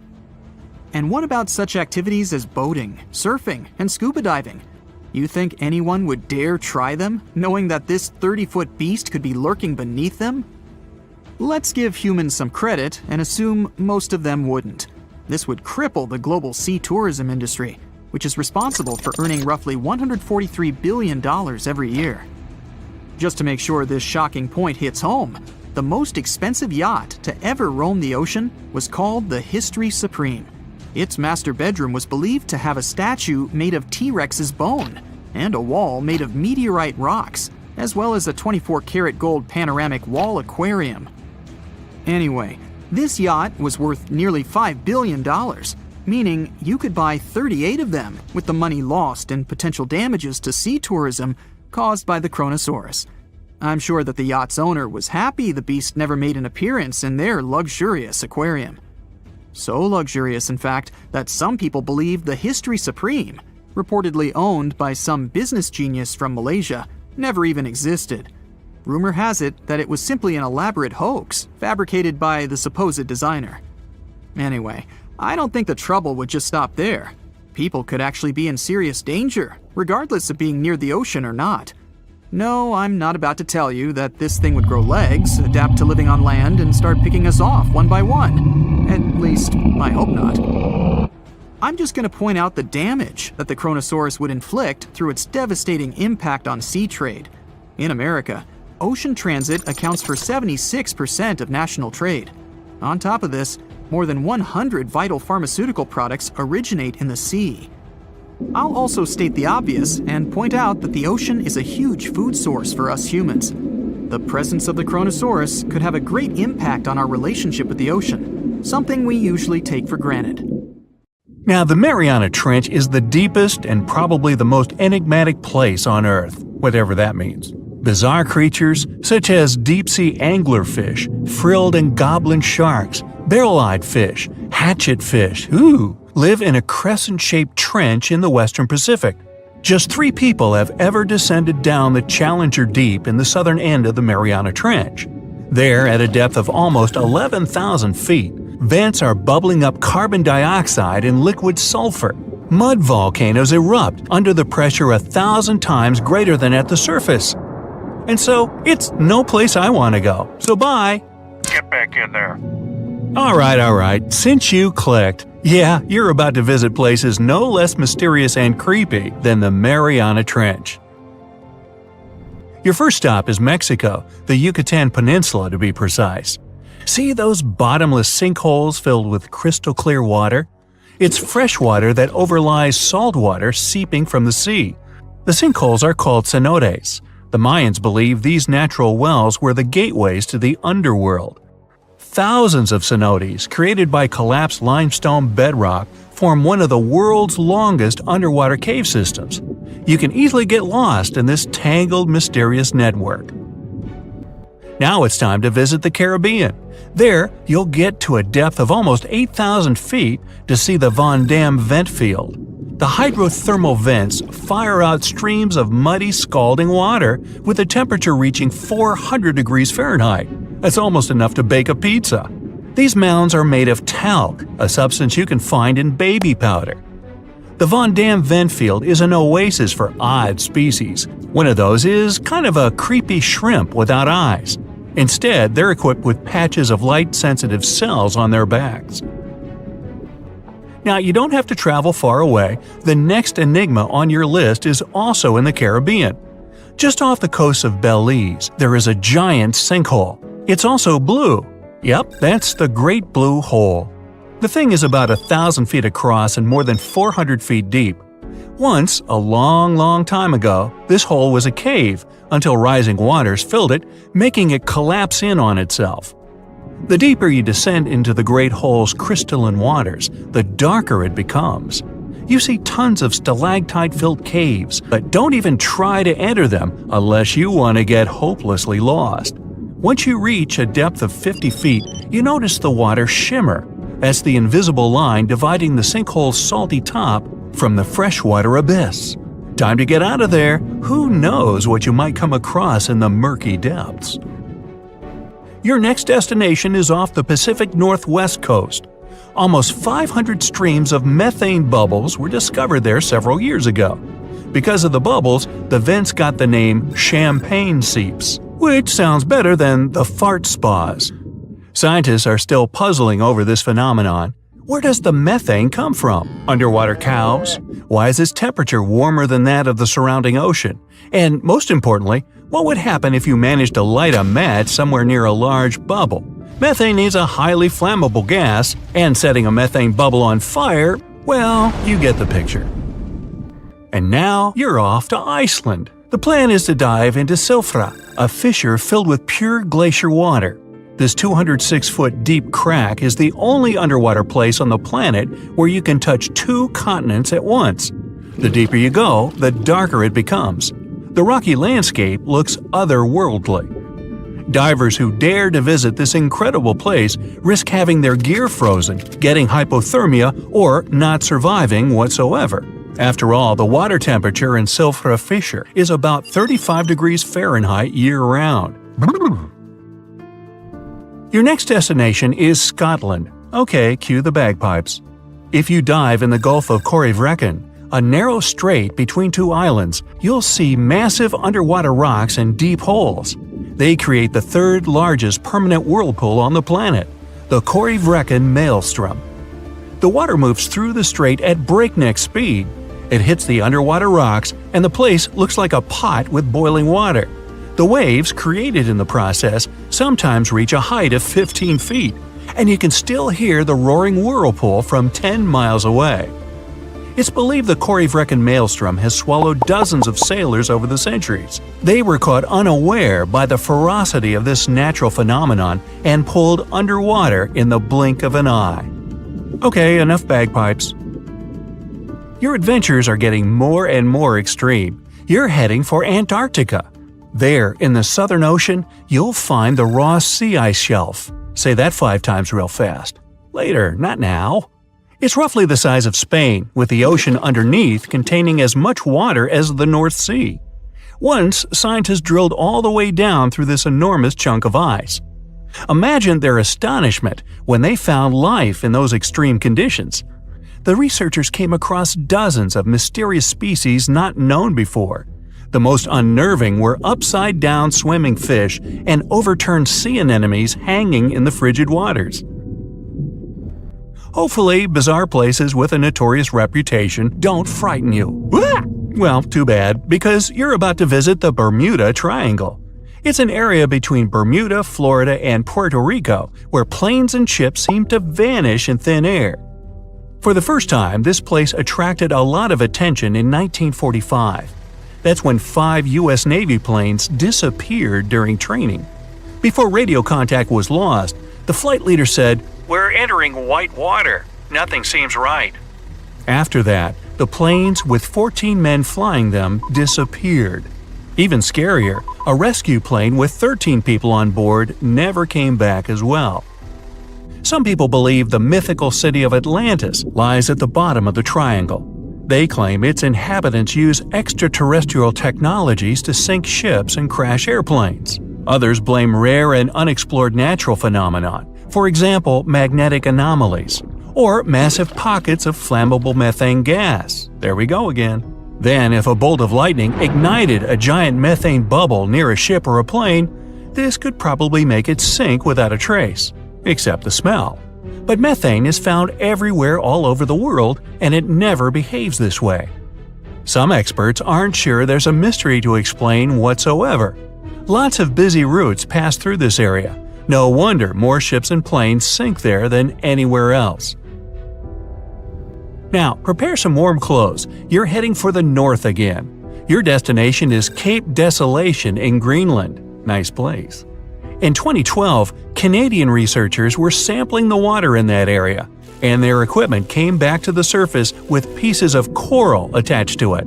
That's how a cold water coral reef was stumbled across. These unique pinkish corals can easily go without sunlight and live in strong currents 3,000 feet below the surface. Another unique spot you can't miss lies between Greenland and Siberia. The Gakkel Ridge is the deepest and most remote portion of the global mid-ocean ridge system. In some places, it reaches the depth of more than 3 miles. It's only natural the darkest corners of this underwater world remain unexplored. Fascinating chemical reactions happening at the bottom of the ridge produce hot fluids rich in minerals. They spew, like freshmen at a rush party, from seafloor vents. And since these vents are isolated from the rest of the ocean, they're hot spots for bizarre creatures found nowhere else in the world. Your next stop is just off the coast of Cuba. Circular columns, paved floors, symmetrical stone structures. That's what the Cuban underwater city looks like. What happened there? Why was a large city abandoned at a depth of more than 2,000 feet? Lots of people believe those are the ruins of a long-forgotten civilization. But scientists have their doubts. They claim the lost city is nothing but a natural phenomenon that appeared about 5 million years ago. The disc and donut structures often appear around the areas of the seafloor where natural gases break free. Again with the gases. When you come to visit the Sargasso Sea in the middle of the North Atlantic Ocean, you won't find its shores. Instead, it's surrounded by powerful ocean currents. These are the same currents that turn the sea into a gigantic convention for dense brown seaweed. In the 19th century, a French ship was discovered in the Sargasso Sea. Its sails were set, but not a single crew member was on board. This mysterious disappearance made people believe the seaweed was carnivorous. The Sargasso Sea is indeed a weird place. It's always eerily calm and unnaturally warm, even though it's surrounded by the churning, freezing waters of the Atlantic Ocean. Could one of these bizarre places become a home to the largest marine predator ever, the megalodon? The giant shark's teeth, some larger than an adult man's hand, have been found pretty much all over the world. But since these creatures preferred warm, shallow waters, they lived along the coastlines of all continents except Antarctica. In other words, it'd be a waste of time to search for the giant predator in the depths of the Mariana Trench, in Greenland, or in Mexican cenotes. But then, could it choose the waters of the Caribbean to hide from the hustle and bustle of the modern world? Don't get your hopes up. There's been no proof the megalodon does exist these days. It wasn't a shy, elusive animal, and still, no one has seen this shark lurking around recently. Not even near the fart spas. Well, hey there! We dive back in time and into the oceans over 500 million years ago, just, because we can. Whoa! Watch out! It's not megalodon or giant sea reptiles you need to look out for here. It's a bizarre, unearthly-looking creature called Anomalocaris. The name means unlike any other shrimp, and I think you'll agree, it looks like a nightmarish cross between a shrimp and a modern-day centipede. 2 tentacles protruding from its face, each lined with razor-sharp teeth. Oh yeah, and this thing was about the size of your leg. With a wave-like movement of the flaps on each side of its body, it was graceful for a terrifying creature. It was also more advanced than any other life on this planet at the time. Especially those huge eyes. You have only one lens in each of yours. This giant shrimp had 16,000. That's 4 times more than a common housefly. And you know how good their vision is. Good enough to dodge that swatter every time. All this allowed Annie to become one of the first animals on this planet to feed on others. Yep, here it is. Earth's first hunter. Its favorite meal? Trilobites. Hey, try a bite. Those are the ancient ancestors of crabs. Some of their fossils have marks on them in the same shape as the monster shrimp's mouthparts. Terrors of the past like this got to be so giant thanks to more oxygen in the atmosphere. A perfect example of this, Meganeuropsis. Imagine a dragonfly. Now make it as big as a cat, and with a wingspan longer than your arm. Megan, the monster-sized dragonfly, could easily grab other insects or even small animals, and she ruled the air with quick movements. Back then, there were still no large birds or other airborne enemies for this behemoth bug, so it was safe and free to grow as large as this planet would allow. Piranhas of the past were also jumbo-sized. Mega piranha was about 3 times the size of the river terrors we have today. Its bite force was about the same as a tiger's, and those striped kitties bite down 2 times harder than lions. That means it probably not only dined on other fish and any land creatures that, got too close to the water, but it could also easily crunch down on large turtles and other unlucky shelled creatures. And fun fact, modern-day piranhas bark like dogs when they're about to enter a confrontation. It actually sounds more like a frog's ribbit. But makes you wonder, what did this mega-sized ancient cousin sound like? A bear roaring? How about giant sea scorpions the size of your bed? Go back about 460 million years and you'd see them swimming under you. And watch out for that tail. Scientists still don't know if these creatures could use it to inject venom like your standard land scorpion, but something tells me I wouldn't want that thing anywhere near me. Then there's this guy, Therizinosaurus. Terry looks sort of like a goose with long arms. Oh, and did I mention this goose dino is about 2 stories tall and longer than a bus? Yow! Its arms make the T-Rexes look even more bite-sized, each 8 feet long, almost triple the length of T-Rexes. And on the end, razor-sharp claws the size of your whole arm. Now, don't worry about those lengthy claws too much, though. Terry probably used them to cut through giant termite nests. So, this huge reptilian goose was more interested in eating bugs and plants. Another mega monster for you, Megatherium. The giant ground sloth could look a giraffe straight in the eye and weighed as much as a hippo. It moved mainly on its hind legs and used its massive tail as support. He had huge paws with colossal knife-sized claws.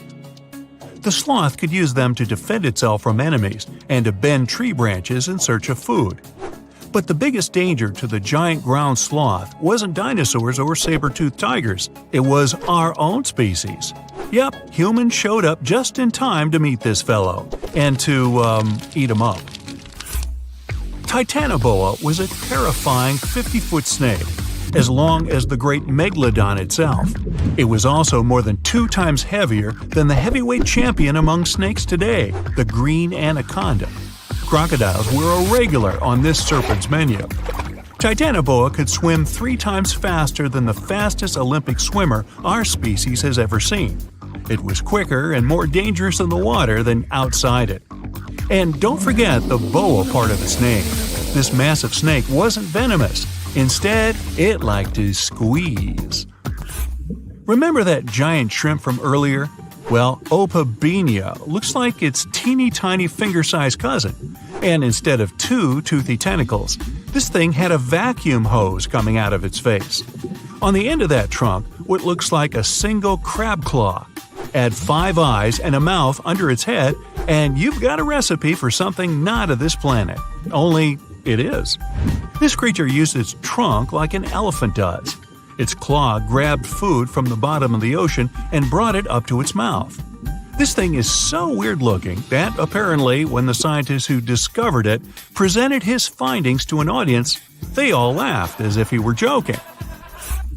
Now, a real-life monster, the Tully monster. From a distance, it looks a bit like Nessie, that long neck and teeth-lined jaws. But get closer, and you'll see it's more like a long nose with a mouth attached at the end, like a mosquito. Its eyes are further back, sticking out of tubes all snail-like.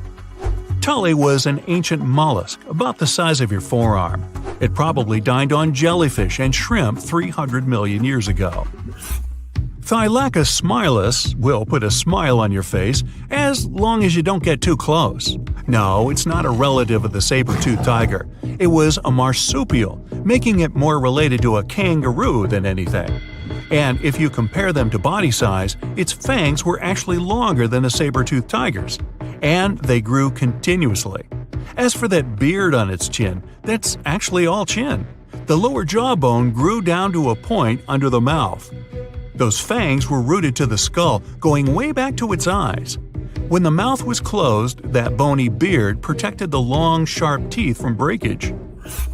Staganapolis, not to be confused with Minneapolis, might look like a big crocodile with a squished-in snout, but it was mostly harmless.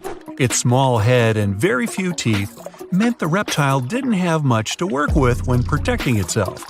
That's what all those armored scales were for. And no need for huge fangs or long rows of razor-sharp teeth when you're a plant eater. That beak-like tip on its nose allowed the stag to dig up plants. So, really, this reptile was more like a 10-foot scaly pig than a croc. Basilosaurus was a type of ancient whale that lived on our planet about 45 million years ago. Not quite as long as a blue whale, but this guy was still big enough to munch down on other whales and even sharks. Some people believe these monsters could still exist today. Eyewitnesses claim to have seen a giant sea dragon, and Basilosaurus fits the description. Plus, 90% of our oceans are unexplored. There's plenty of space to hide a sea monster. But scientists haven't found any fossils of this ancient whale younger than 3.7 million years. So, this myth is busted. Stegosaurus is one of the most recognizable dinosaurs that ever lived. It can easily be distinguished by those huge spikes on its tail and the bony plates on its back. It was twice as long as a giraffe and nearly 5 times heavier. But compared to its body size, it had the world's smallest brain. It was no larger than a dog's. Pelagornis had the largest wingspan of any bird ever discovered. It was twice the size of the largest bird today, the wandering albatross. Such huge wings made it hard for the bird to take off. It could only do so by jumping off cliffs. And when it finally spread its wings, this giant could only go about 40 miles per hour.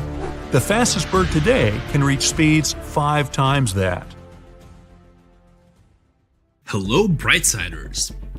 Do you know where the deepest place in the world is? I think it's in the Pacific Ocean, near the Philippines and Papua New Guinea. It's the famous Mariana Trench. So let's take a tape measure, a very long one, and attach its end to the boat on the surface. Now we hold our breath and jump in the water. Fish and marine animals swim by. We descend lower to the depths and into total darkness, and after several hours, we reach Challenger Deep. The tape measure shows a depth of 36,200 feet. The famous Mariana Trench is not the deepest place on Earth, as everybody thought. The Kola super deep borehole located in Murmansk region in Russia beats it by a wide margin. And scientists have discovered something unusual and sinister there. When geologists were drilling the hole, they could reach the depth of 9 miles. And then they encountered voids. Scientists on the surface were surprised and scratched their heads and then decided to lower a microphone and dozens of other sensors in these voids. The temperature down below turned out to be 2,000 degrees Fahrenheit, and the microphone recorded something that sounded like human groans and screams. Many people thought the scientists had been able to drill into the underworld. The shocked people up above had already begun to panic, but suddenly an unknown creature jumped out of the drill pipe. It looked like a black goat that walked on its hind legs. Its body was shrouded in black flames. The creature got out of those deep hollows and ran off into an unknown direction. Okay, wait. These are just myths that one newspaper published on the 1st of April. It's International Joke Day, by the way, but many people believed it. It made many believe the scientists working at the borehole had opened a portal to the nether, and that now horrible outworldly creatures were free from their imprisonment. But like with any myth, there's some truth to it. The deeper the scientists drilled, the higher the temperature got. At 3 miles deep, it was 160 degrees. At 4.5 miles, it was 250. And at the maximum depth of 7.5 miles, the sensors recorded a temperature of 413 degrees. One day, scientists heard a loud explosion underground. They stopped working and everyone tried to find out what caused such a loud pop. But there was seemingly nothing there. After a while, they continued drilling deeper and at the same depth, no accidents happened. The drilling began in May 1970. They passed the first 4.5 miles quite easily, and it was primarily hard granite rock. It was like drilling through a hard wall. But then their drill went into softer layers, and the shaft of the hole began to crumble. It was like drilling in wet sand. Every time the workers took the drill out, there was a risk that the hole would collapse under its own weight.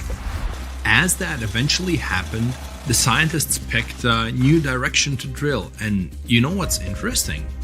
In the end, the map of the entire well looked not like a straight beam from top to bottom, but like a tree trunk which had diverged into many different routes.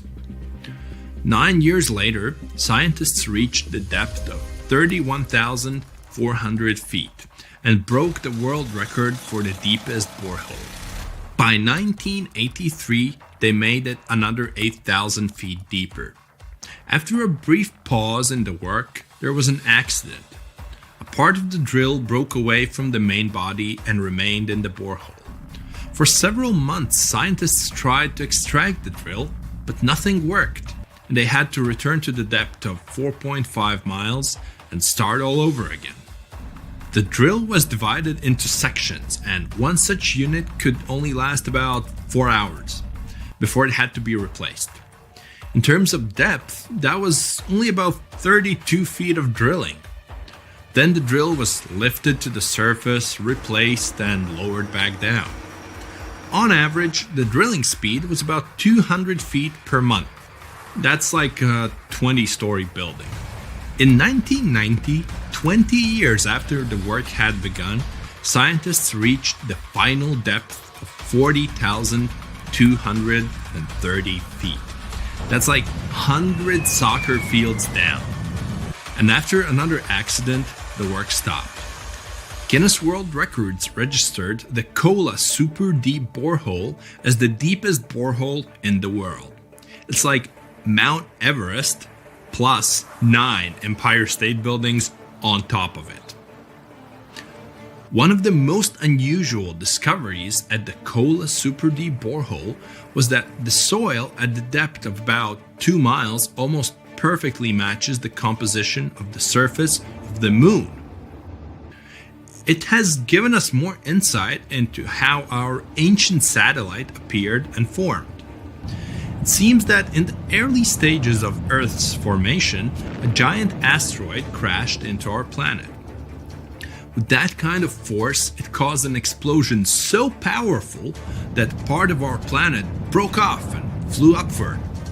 This chunk of Earth remained in our planet's orbit, cooled, and later formed into the moon we know today. Another surprise for the workers was the presence of gold.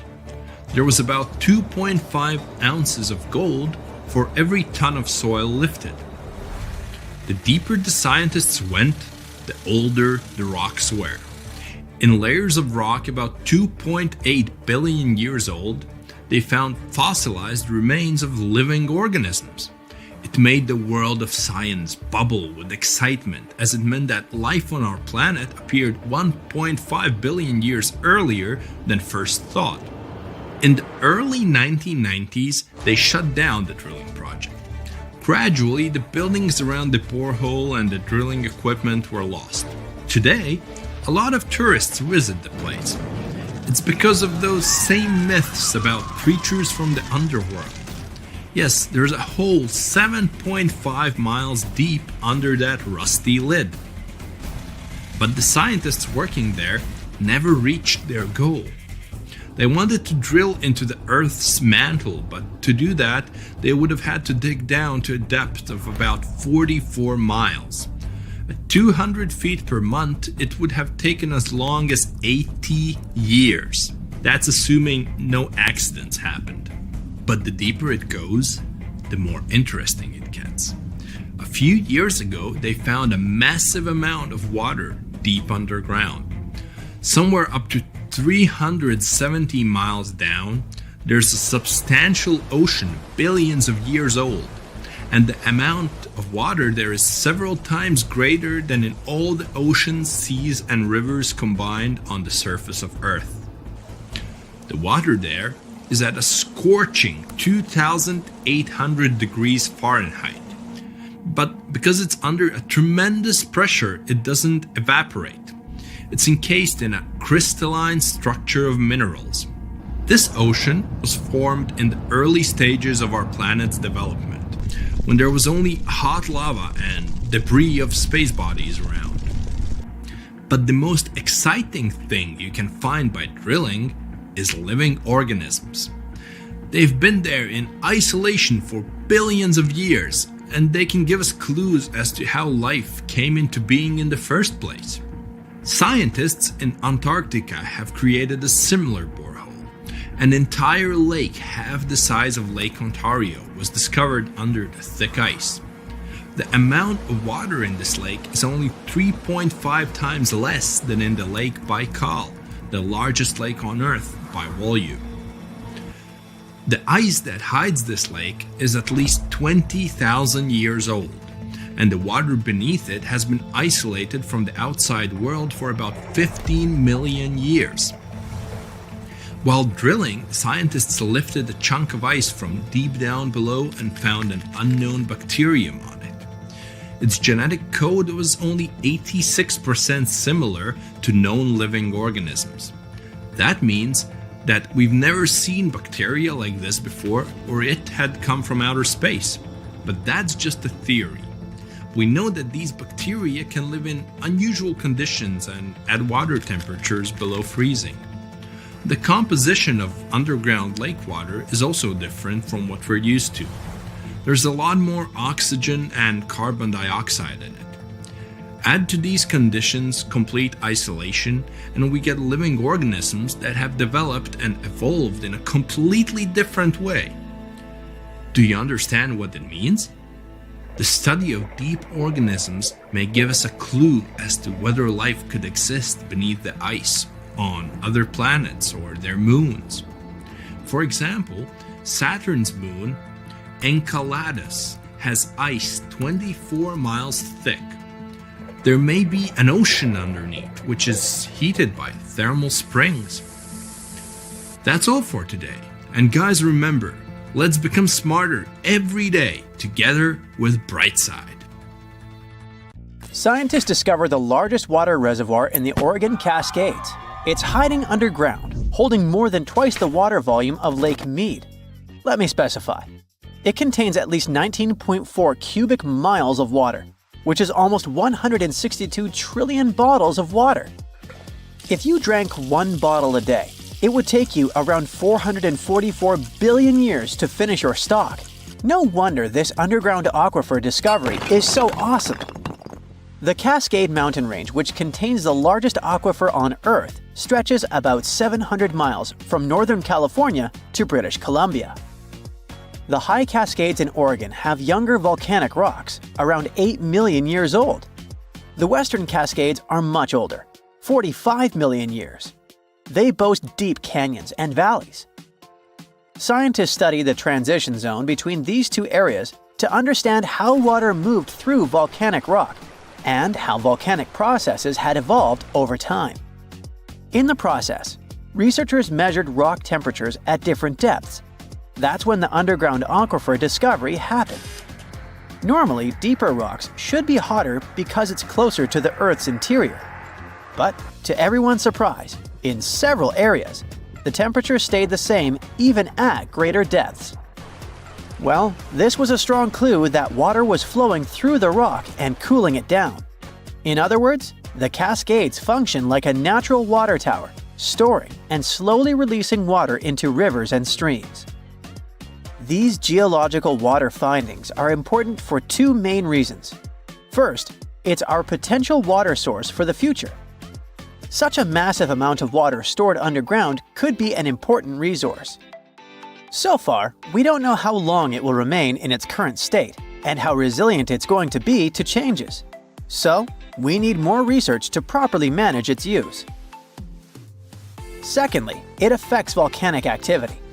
When water seeps deep underground and reaches magma, it instantly turns into steam, creating extreme pressure that can trigger explosive volcanic eruptions. Understanding how much water is stored in volcanic rock could help predict future eruptions and the risks they pose. Now, even though this discovery is exciting, there are still many unanswered questions. Like, how does this water move through the volcanic rock? Or how much of it is actually usable as a water resource?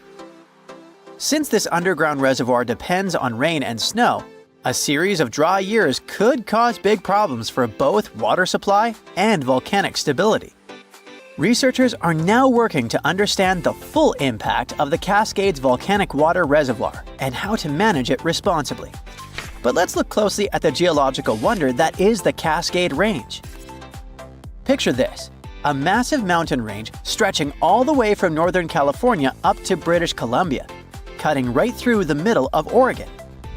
That's the mountain range we're talking about. In Oregon alone, it's about 260 miles long and up to 90 miles wide, covering 17,000 square miles. Whoa, that's bigger than each of the 9 smallest US states. The coolest thing is that the Oregon part of this mountain range is basically built by volcanoes, and apparently contains at least one volcanic rock water storage.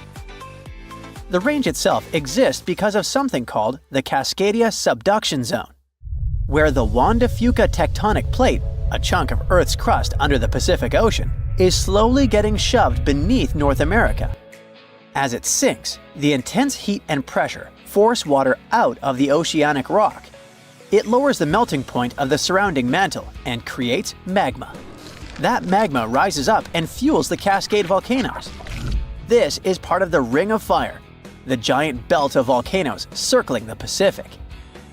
So, in a way, the Cascades are part of a much bigger volcanic system that's constantly shifting and changing.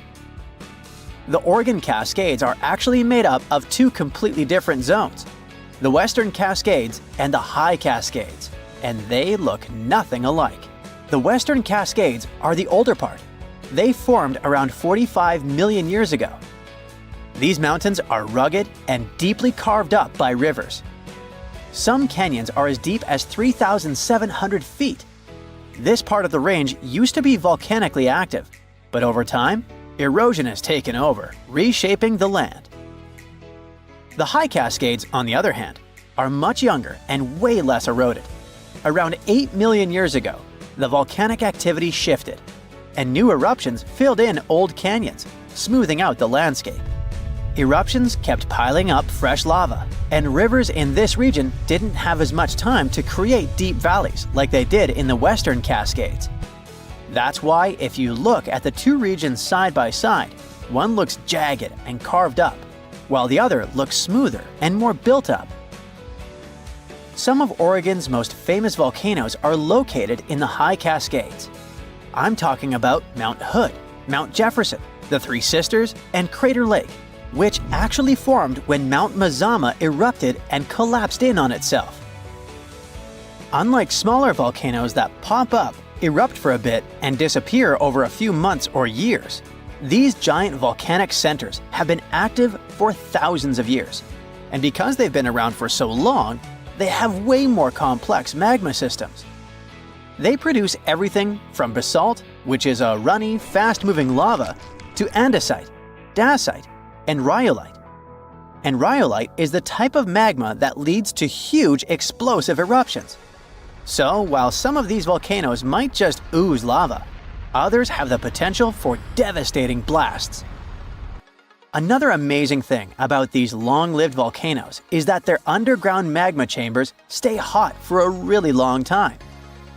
That's why the Cascades are one of the best places to tap into geothermal energy. There's a ton of heat just sitting beneath the surface, waiting to be used. Oh, and don't forget about the Cascades volcanic water reservoir. Who knows how we will use it in the future? Now, we already know that the Cascades are part of the magnificent Ring of Fire, Earth's most explosive zone. Imagine a massive horseshoe-shaped belt wrapping around the Pacific Ocean, stretching for about 25,000 miles. It's one of the most geologically active areas on the planet. This is where Earth's tectonic plates are constantly shifting, colliding, and grinding against each other, creating some of the world's most powerful earthquakes, volcanic eruptions, and deep ocean trenches. The Ring of Fire follows the meeting points of multiple tectonic plates, and they all surround the giant Pacific Plate. These plates aren't just sitting still, they're always on the move, pushing against or sliding beneath each other at their boundaries, known as fault lines. When this happens, you get everything from deep-sea trenches to towering volcanoes and violent earthquakes. One of the most extreme examples of this activity is the Mariana Trench, located east of Guam. At 7 miles deep, it's the deepest ocean trench on Earth. It was formed by a process called subduction, where one tectonic plate is forced beneath another, sinking deep into the Earth's mantle. The Mariana Trench is one of the most mysterious places on Earth. It's insanely deep, with crushing pressure and total darkness. So for a long time, people thought nothing could live down there. But it turned out that life existed even at the very bottom. In 2005, scientists found a tiny single-celled organism in the Challenger Deep, the deepest part of the Mariana Trench. They also came across colorful rocky formations and weird sea cucumbers. The Mariana Trench also has hydrothermal vents, which are basically underwater hot springs. Even though the water there is super hot and acidic, strange creatures and microscopic life forms still manage to survive there. The Ring of Fire is also responsible for 90% of the world's earthquakes. Some of the most powerful quakes in history have happened here, including the 1960 Valdivia earthquake in Chile, the strongest ever recorded, which hit a mind-boggling 9.5 on the Richter scale. But it's not just about earthquakes.